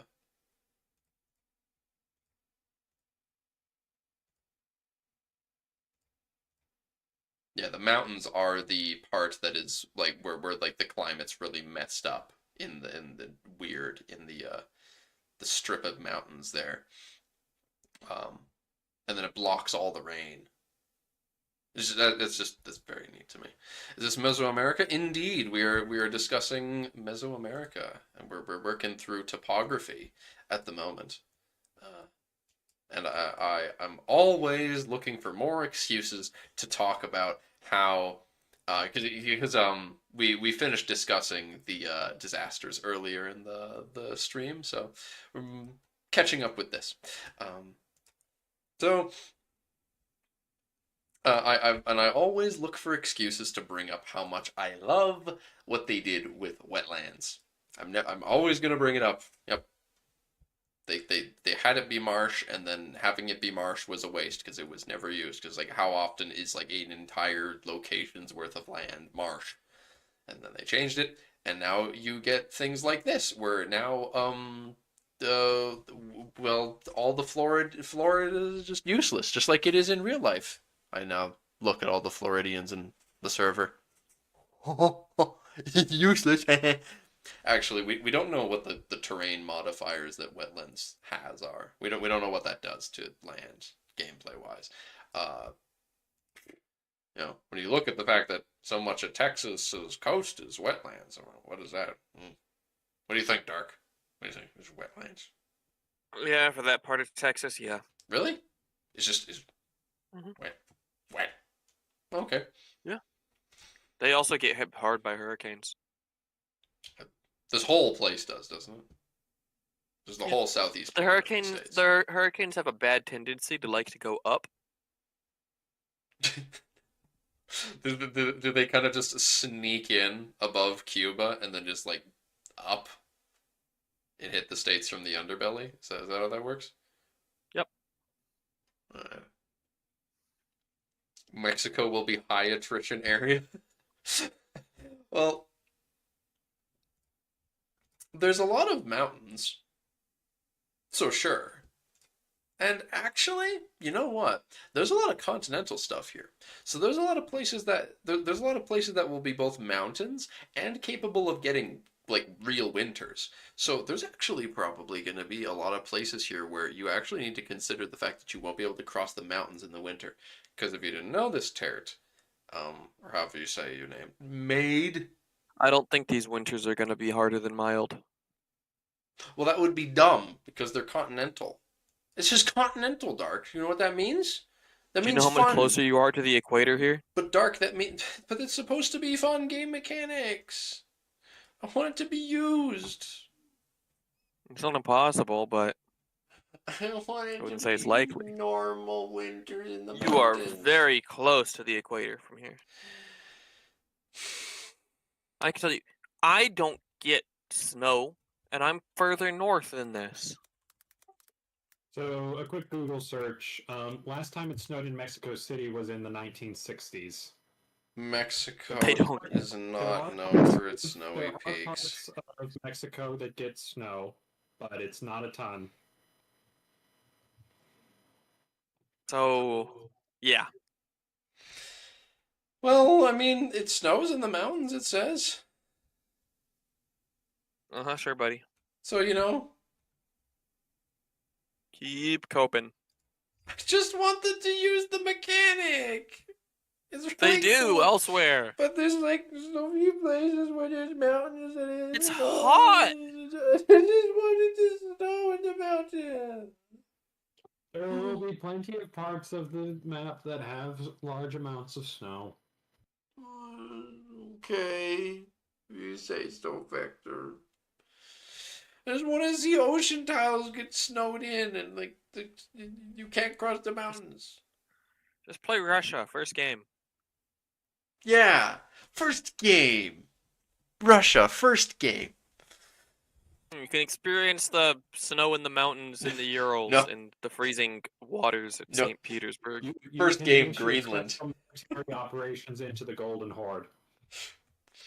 No time for special military operations into the Golden Horde in Kiev. I've gotta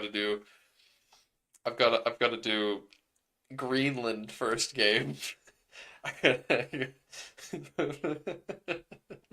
That just doesn't sound fun. But they said it's a great way to learn the game because you need to make use of every single resource you have available to you. Himalayas will still be the worst, in your opinion. Many snowy mountains with little supply. Yeah, that's true. It's probably going to be very cold, and it's also arid. It's going to be a lot of cold, arid, indeed.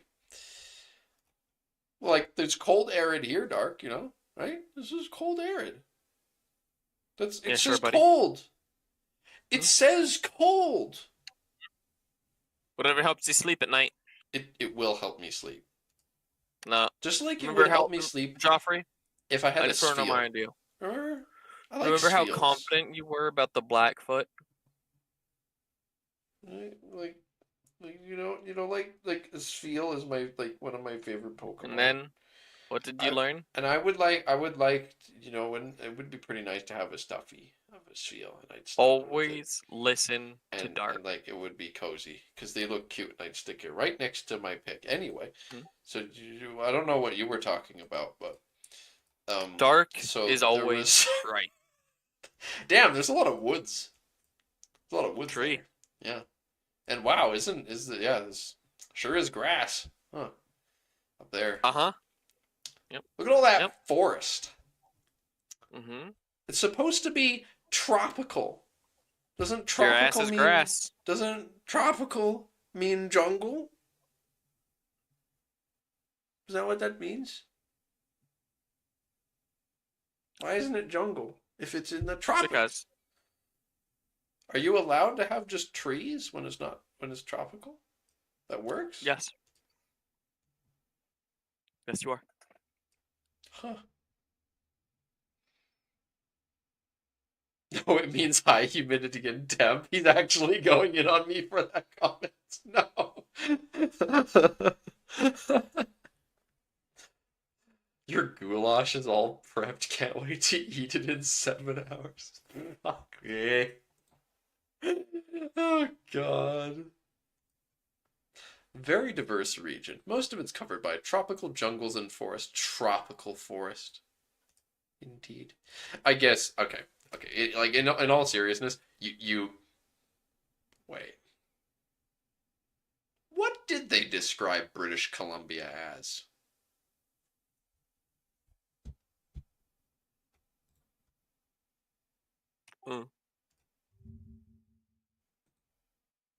So I was about to make the comment, well, yeah, like, I guess British Columbia. It's got the... But no, that wouldn't be... that wouldn't be Impassable tropical. wasteland. Well, yeah, most of it is, but I can't As dispute Canada that should too be. much. All of Canada should be. Oceanic, huh? Alright, fair enough. Interesting.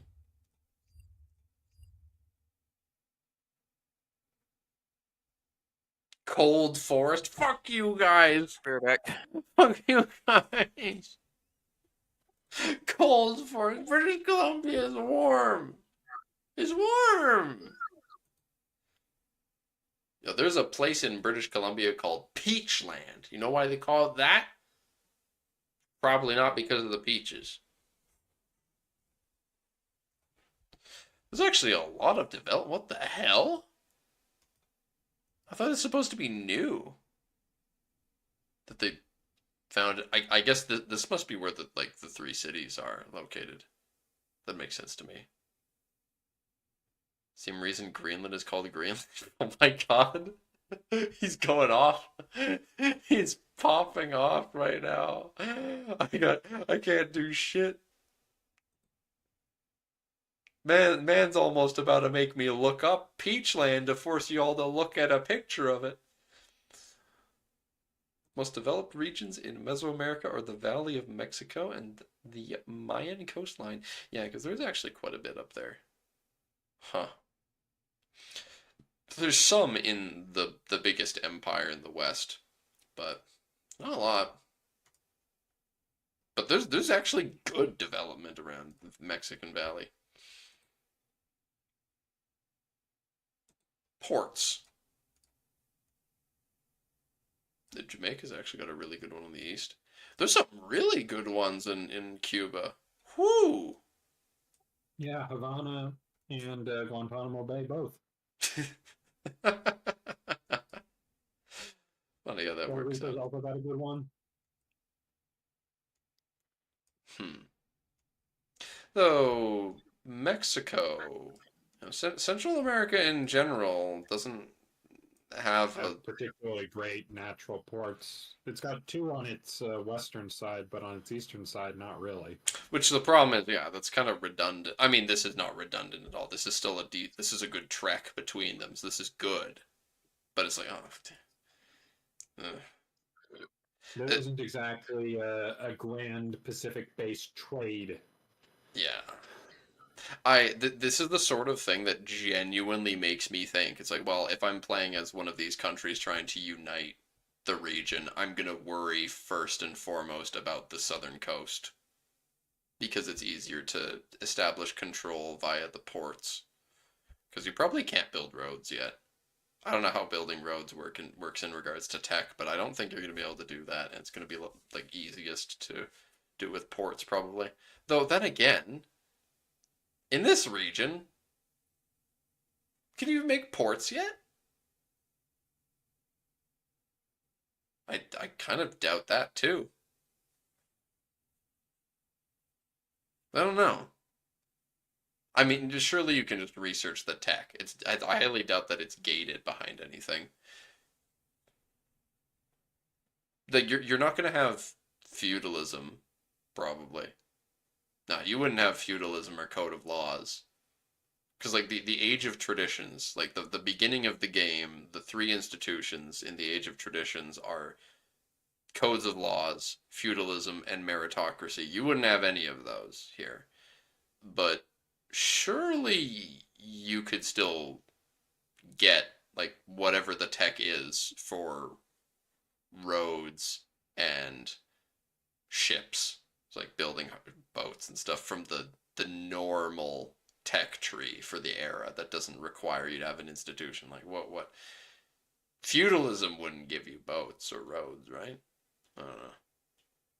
Gotta build those canoe docks? Yeah. I don't know. Maybe they can. The Aztecs made small boats for fishing. Well, yeah, they knew how to make boats, but not ships. That's the thing. That's the thing. They can't make ships. So maybe they could make a harbor, which would help with control, even if they can't make navies. Well, that wouldn't surprise me. I highly doubt you're making war canoes like you did in EU4. That was so cringe. The fucking war canoe navies. God damn, that was stupid. So they have war canoes and they're like, oh, it just has a cannon.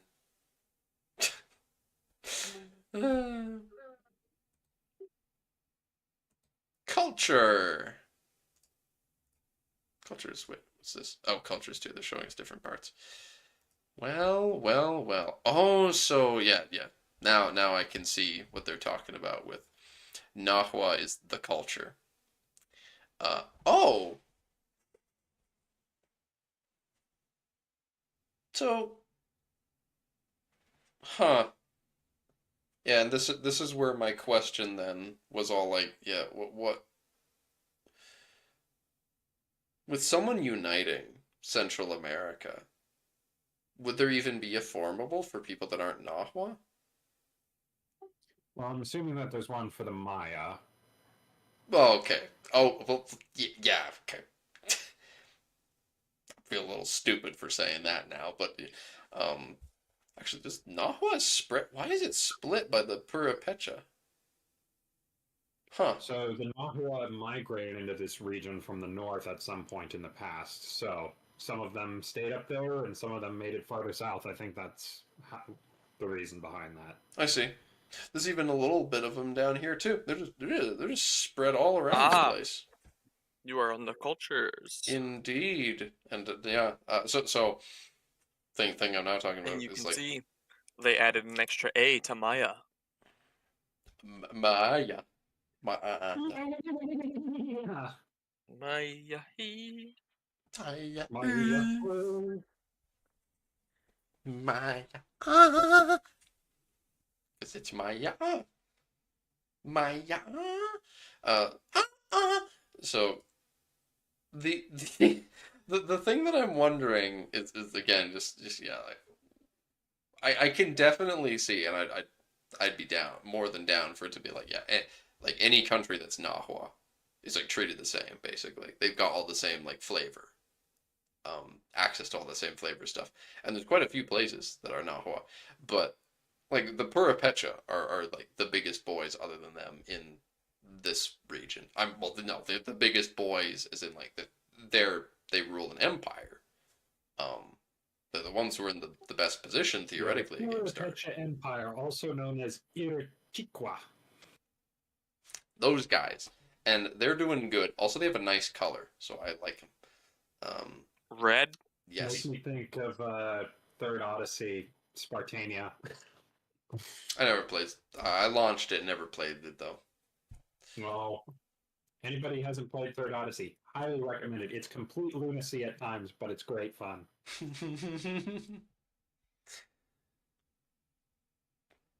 Oh, ma'am is still ma'am. Yep, still ma'am culture.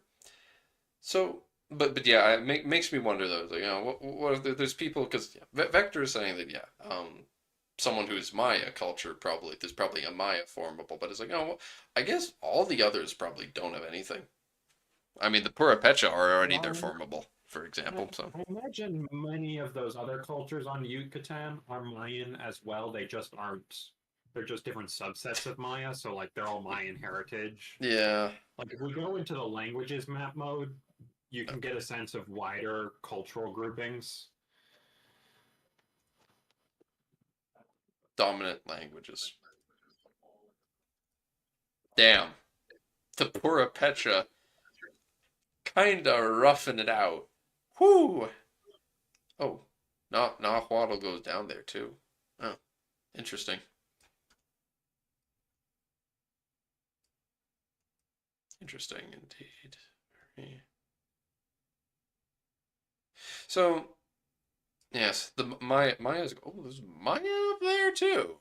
Oh, Yeah. oh. Historic.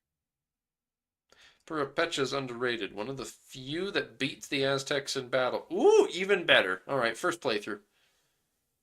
Purepecha day one playthrough. There we go. I think I'm ready to lock it in, guys. This is why the Aztec are cringe. Because Inca conquered everybody. uh, that's it, Dark. Well, you play Cusco and I'll play Purepecha. Let's go. Let's go. Uh huh. Let's Yeah, do sure, it. buddy. Mm-hmm. Day one. Day one. Yep. Day one. Yep. I'm locking it in. It'll happen. It's gonna happen. I'm locking you that in. That's what I'm gonna play. Probably never gonna mention them again after today. No, they're they're very recognizable on the map. Mhm. I'm sure I will. Yep. Sure. Dominant languages. Do they believe have any? Oh, court languages too. Huh. No. Yeah, there's no like dialects, which yeah, makes perfect sense. First two maps, dominant languages. Yeah. Religions. Oh boy. The map is today a more in a more advanced state, as we have merged plenty of the cultural religions into regional groupings. Of these, tonalism, Nahua, Maya are part of the tonalist religious groups. So there's a few that are okay. Most of the idea being that like most of the Yucatan ones up in this middle area are no the Yucatan's that. What am I saying? Most of this, ugh, they're all together, vaguely. While the others are part of the folk American group. Rip. Rip. L. Take this L and be lumped into the folk American group. With the Blackfoot. With the Blackfoot. You don't want to be in that group. Tenochtitlan was a tributary of Azcapotzalco, according to the wiki. Azcapotzalco. Yes, Azcapotzalco. So maybe we're dealing with a I think it might be Azcapotzalco. Oh. Yeah. Everyone's favorite country that was like completely mismanaged in Shogun 2, Total War Shogun 2, the Tokugawa, yeah, because they start as a vassal, and all of their abilities don't work. Like that's what's gonna happen here. The Aztec are gonna start. They start as a subject, and all their shit is just gonna be used by other people instead. No one cares. Shogun 2. Yeah, I know the deep cut. The deep cut Joffrey. Like this reminds me. This is just like Total War Shogun 2. Hot Pocket, I will not have you even imply that the Britannia game wasn't perfect. Okay, listen, Thrones of Britannia Thrones is of better Britannia than Troy. was outstanding, and it was a perfect game. All right. Let me actually read these now.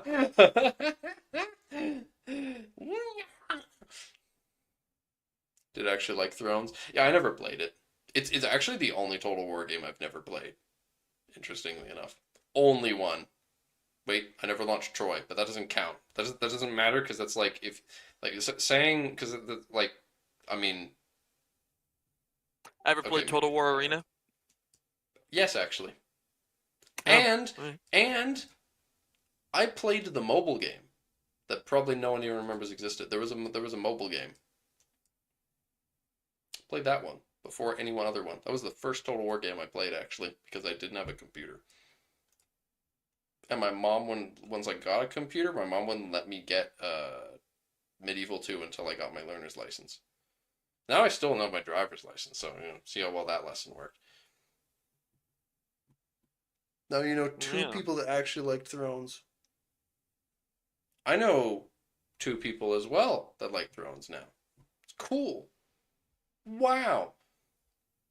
What is tonalist? Oh, tonalist, because it's like the tonalist group. So, Nahua is the religion that's vaguely practiced by specifically the people that are in the Nahua like culture/language group. And then tonalist, the generic one, is what everyone else has. I see how it is. Yeah. Quetzalcoatl. It's the flying serpent with feathers. Yeah. Thrones was okay. It's just that the community was fed up with the small games being sold at triple the price. Yeah. Yeah. He was the god of life, light, wisdom, lord of the day and the wind, and ruler of the west.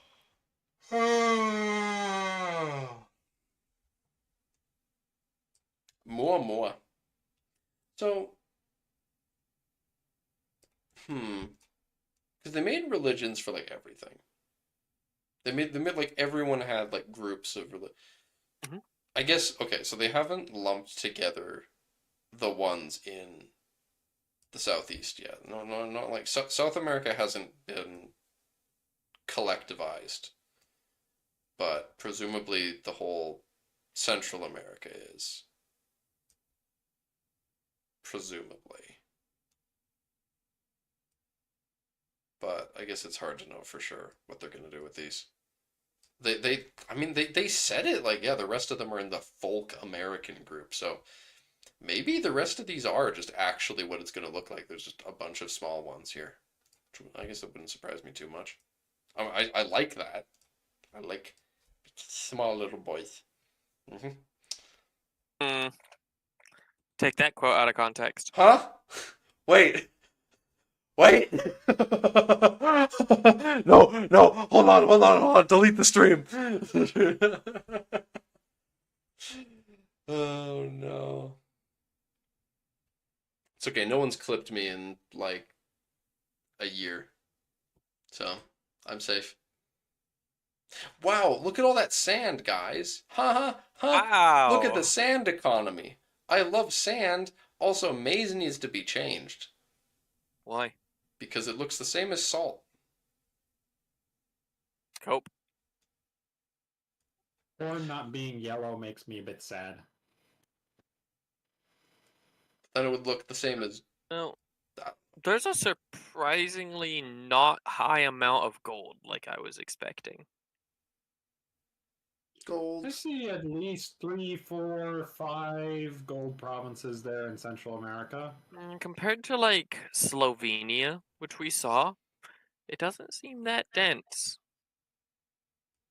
Maybe there's modifiers or something. I mean, the big thing about it was Yeah. the Spaniards essentially pillaged an entire empire of all its gold and silver, so it was a massive lump sum. Surely this means that the Andes, specifically the lower Andes, will have tons of it, right? At the very least, it Huge should have amount tons of silver, gems. yeah. The gems with their like salmon color is kind of hard to see. No, well, salmon color is the medicaments that are right next to them. But,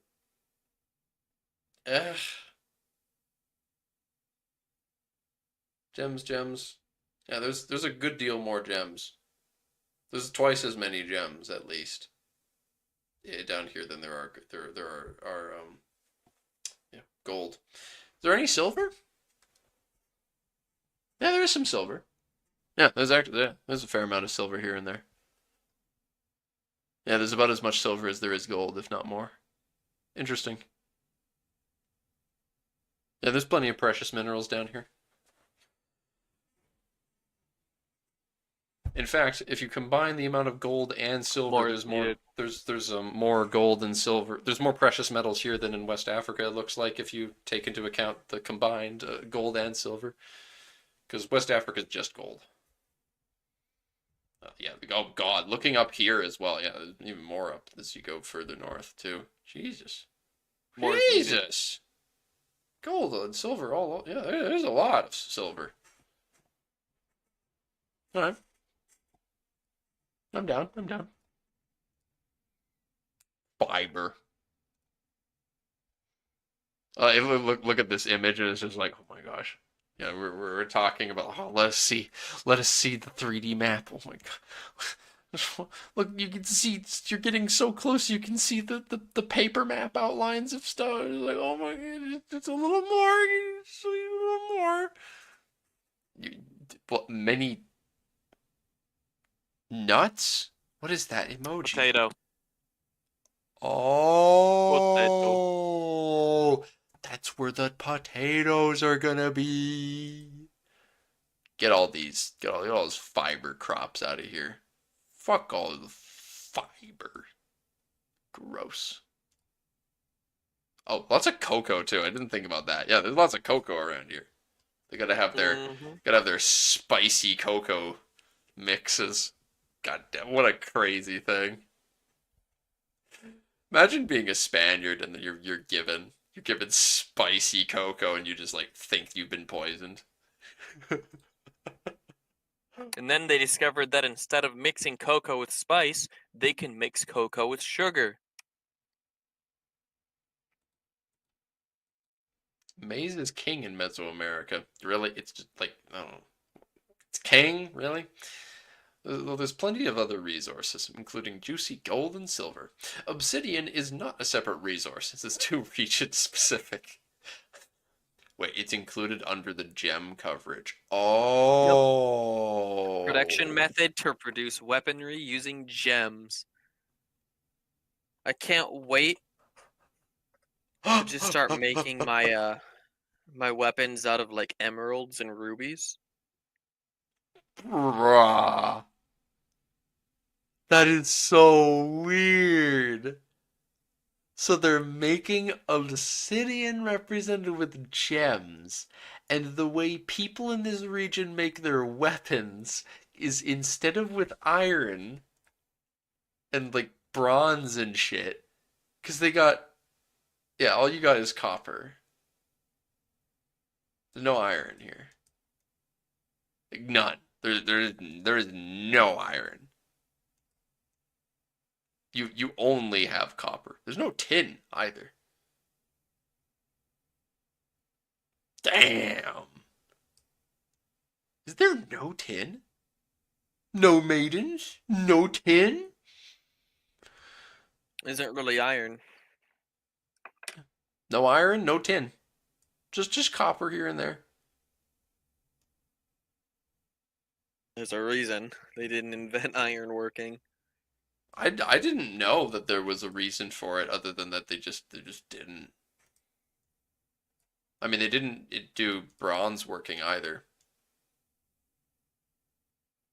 So yeah, just copper. Yeah, I doubt they're going to use the copper for much. Obsidian should be its own resource then? Well, what's it going to be used for outside of gems? Like what is it going to be used for? Like early game, you're smacking people with obsidian in this region. What are you going to do other than that? You're going to use it for the same thing you use gems for. So I think it works. It works more or less. Though it does bring to mind the same issues to that the whole spices being the same, just spice resource brings to my mind of like imagine if cocoa was just spice, because it is. Like, imagine if it was just spice. That's like the same thing.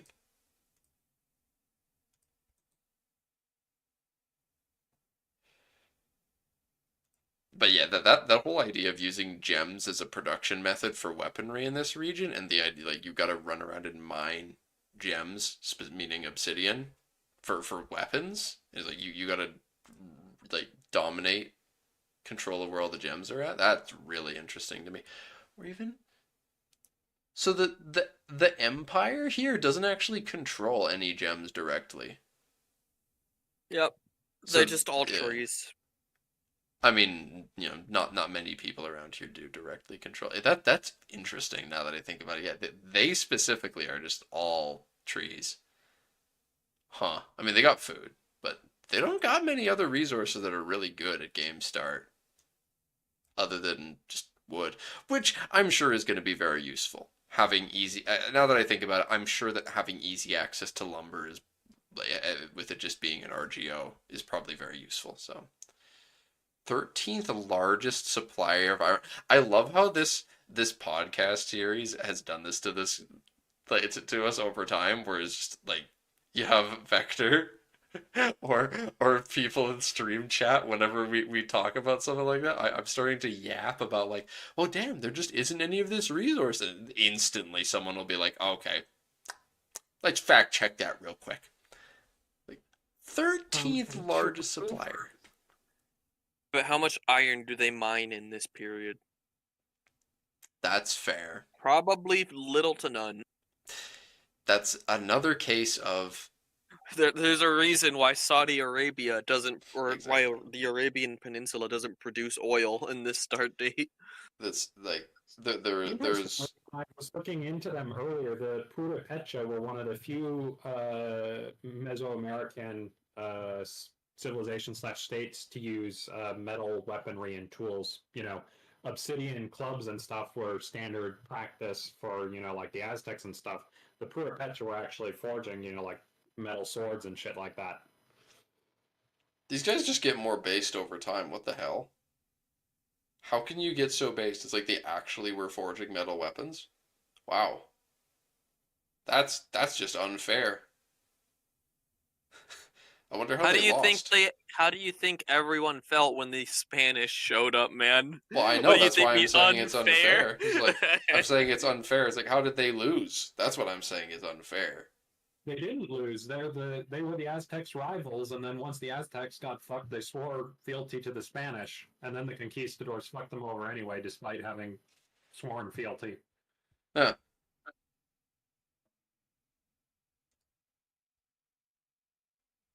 Neat. Most of it's deep mining, but there is surface deposits. So, okay. I guess the unfortunate reality of the situation then is that it's just a case of there's exceptions to the rule, but if you represent the exceptions to the rule in a meaningful gameplay aspect, then it's gonna change the whole dynamic. So I'm sure there's other ways that they could represent them without having them just actually have an RGO of iron in their territory.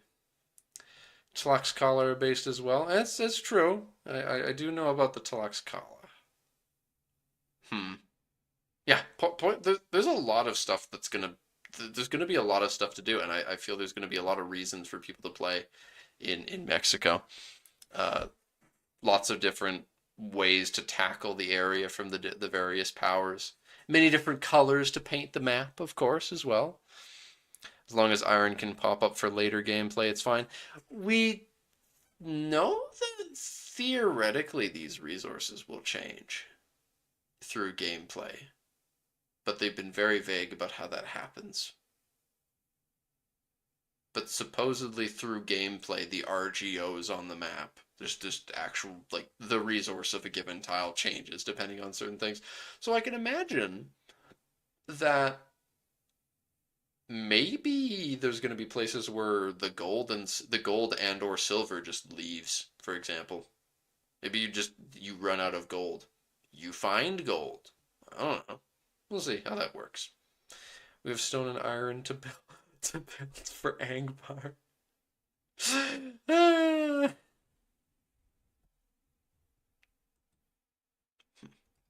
But that's basically gonna bring us to the end of this.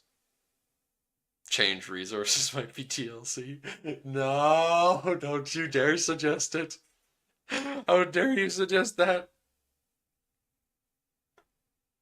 Next to Domaps, we'll see your municipality. Oh, God. Finally, we'll see the Inca, the Quechua people in all their glory. Yes, it's been a long time coming. It's just going to be 3 potato farmers squabbling over the crop. No! Oh God, there's actually a lot of people in Mayan lands. That is actually Until smallpox. This is actually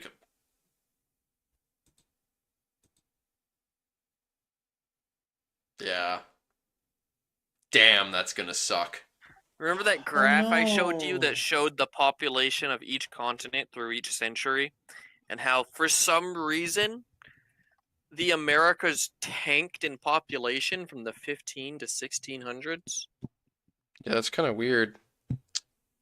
Wonder what happened. I have a clay figurine that kind of snapped. Aw. Oh. I made him a long time ago.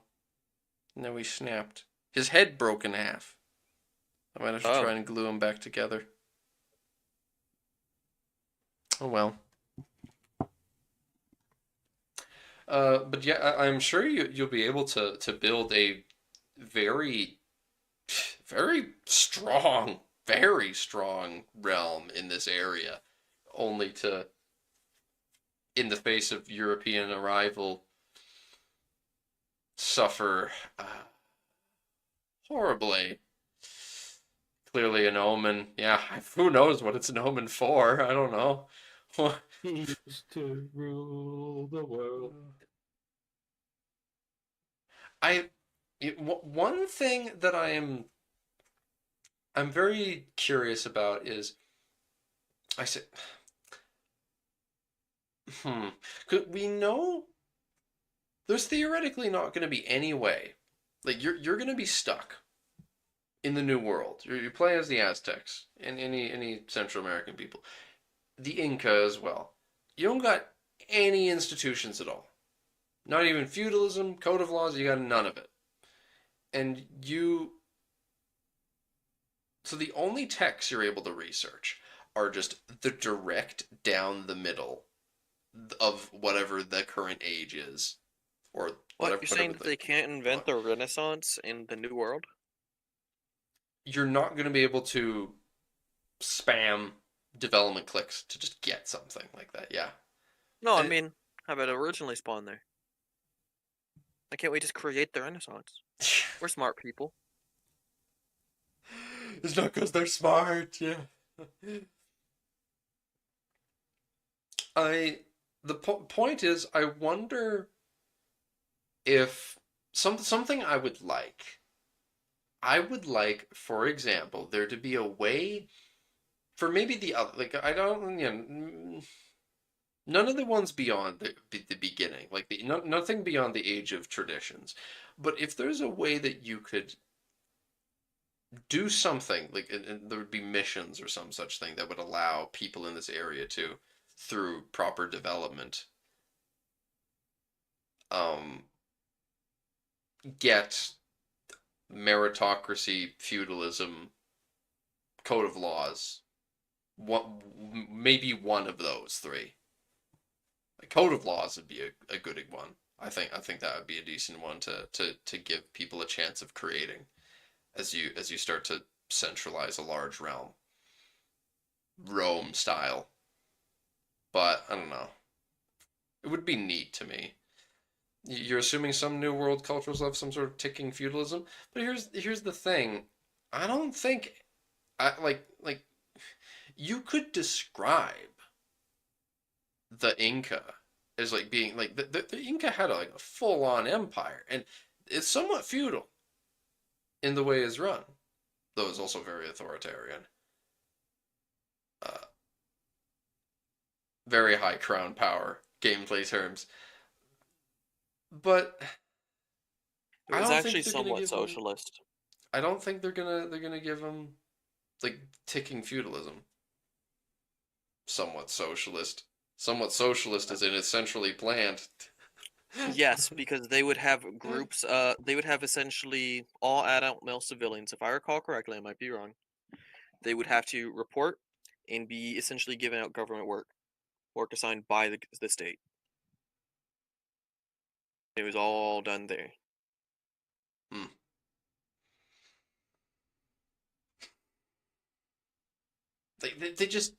They sound too sophisticated to not get stuff like code of laws.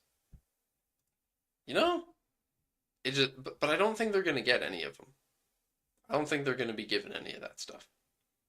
And that kind of makes me sad.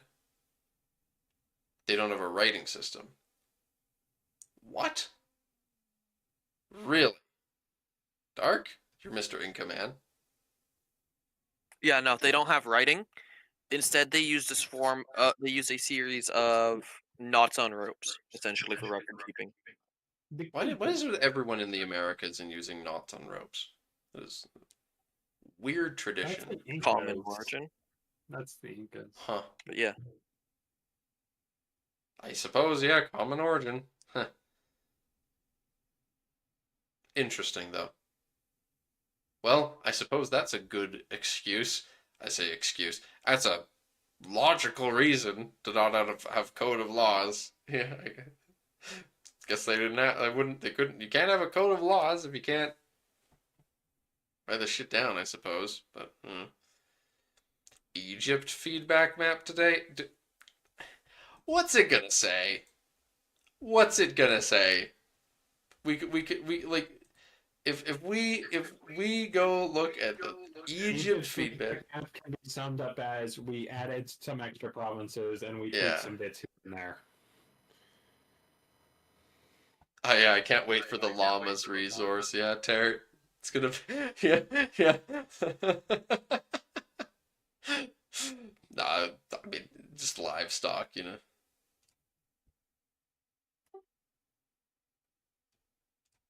Lists of changes. They all only added 21 locations even. Nothing crazy. Characters. We don't even know who all the characters are. Dynamic names. I guess none of that's relevant. It's weird that they even mention it. Oh, I guess maybe people are complaining about the names of things, so they're explaining that they added dynamic names. It's always lakes. They always add a ton of lakes, which is interesting. Divided many wastelands in more pieces. I like that as well. That's always nice. Yeah, and they have a version of Egypt now that has all the wastelands filled in, which is pretty. So I enjoyed that. This is okay. Okay, this is worth it. It's all worth it.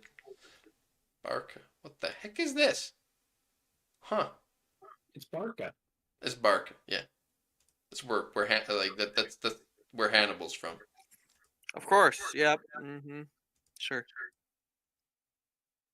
That feels like a weird color for Cyprus. That just feels weird. It's, I believe it's because it's a Venetian. It might be a Venetian vassal. I'm not 100% sure. I could see that. I mean, that would make sense that it's a Venetian vassal. But yeah, I mean, based on Venice's color scheme. Fuck, why are some of these locations so goddamn small? Because they're the various Venetian, enclaves that they stole.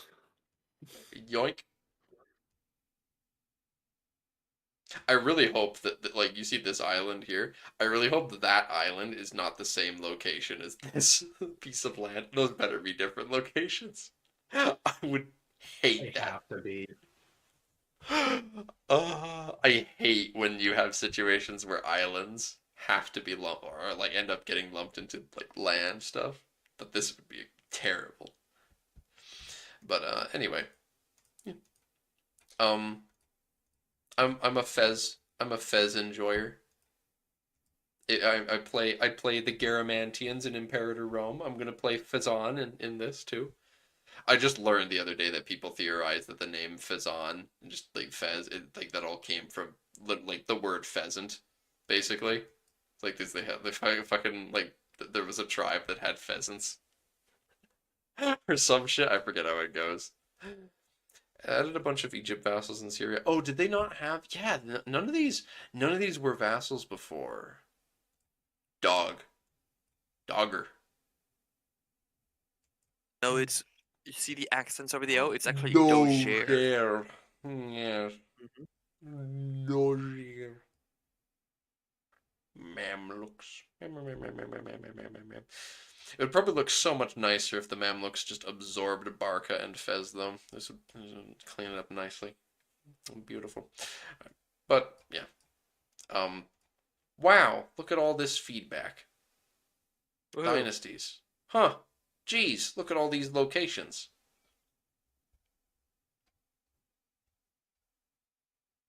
Whoa. Wetlands. Huh. Geez. What we expected. Yeah. I doubt there's any. Don't think we'd seen natural harbors before, though. Yep. It's one in the west of Crete. What is the deal with this one really good one all the way out there? What is that? Tobruk. Oh, Tobruk is a name I know, so that probably explains it. I do know the name Tobruk.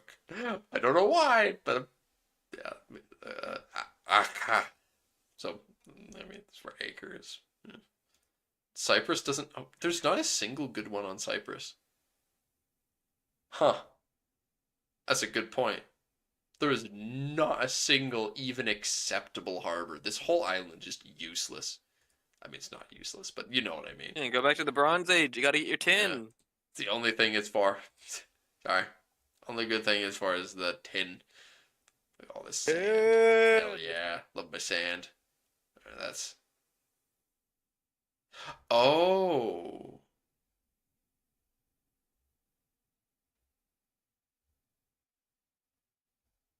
Wait, what? What are the lines, though? I don't understand. Oh. Yeah, they added a couple. I see now. The lines are the province borders. Yeah. That's cool. That's cool. I like that.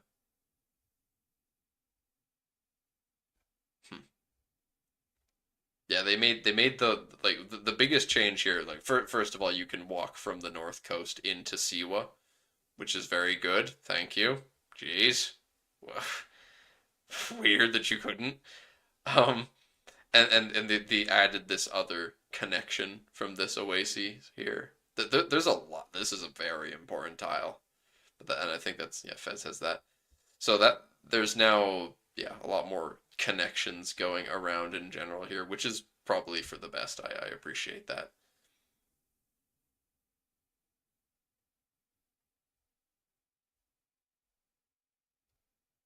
It's not a dev, but it's accurate what they're showing. This is not a dev, but it's a real picture of the before and after that I didn't notice. Like I didn't have the context of what the changes to the wastelands and the corridor connections was. So I still am appreciating it. But uh, that is that. I'm also really tired now. Why am I tired? I should not be this tired yet. Um, Gosh. I gotta see if my brother's around. He's probably not. Alright, I'm gonna wrap this stream up here finally. This one went on quite a while, but it was a good time. Don't regret a second of it, but holy shit, I'm tired now. Thank you all for watching, and short stream week. No, you be quiet, Gavalt. No more dragging us around to different threads for different dev comments. Whoa, but Joffrey, there's this one really interesting thread. Wow. I love how Gamalt's read all this already. He's like, but no, Joffrey, you gotta go and explain. You gotta talk about it. Oh, wait. Friday's the day. Did they explain? Yeah, Friday's the last one. They did explain that, right? Yep. They said that we'll see him Friday. Load faster, damn you! Starting to turn into text, not the pictures. Turn into a Total War Attila person there. Run, curse you! That's all for today. We hope you enjoyed these meaty maps indeed. Yes. Next we will be taking a look at the Levant feedback. Oh. Yes. In South America on Friday 20th. Oh. Next week, take a look at the that Levant feedback is what you just looked at. But the, yeah. In the 20th, yeah, which is this Friday. Yeah. What's so confusing?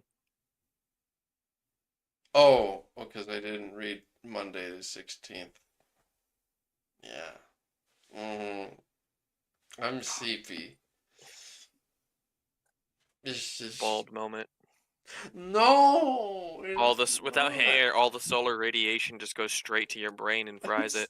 Doesn't no. All right. Fuck you, Dark. I'm leaving. You're welcome. Okay.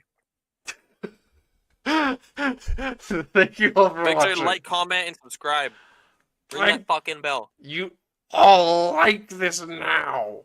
Like the stream now. I'm leaving. Whether you like it or not. But you should like the video. I hate people who ask for people to like the video. I don't. What? Why would I care? What is it? Because What? Oh my Metric. god! It might mean like maybe it'll get recommended to more. The people who want to see it will see it. They'll find it. If they want to find this video, they'll Metric. find it. metrics. Oh, why the fuck do I care about Ring that metric? fucking bell. Ring that fucking bell. They say approximately this many of my viewers aren't subscribed, and if you don't ring the bell, you might not get recommended my videos. Oh my gosh! Almost like if you want to watch the videos, you'll look up the channel or something. Anyway, I'm going now. Fuck you all. Bye. See you Friday. Or before that, if you watch me stream something tomorrow, maybe. I don't know. Whatever. Love you too. Freaking most obstinate Pole or whatever he said he was. Bye.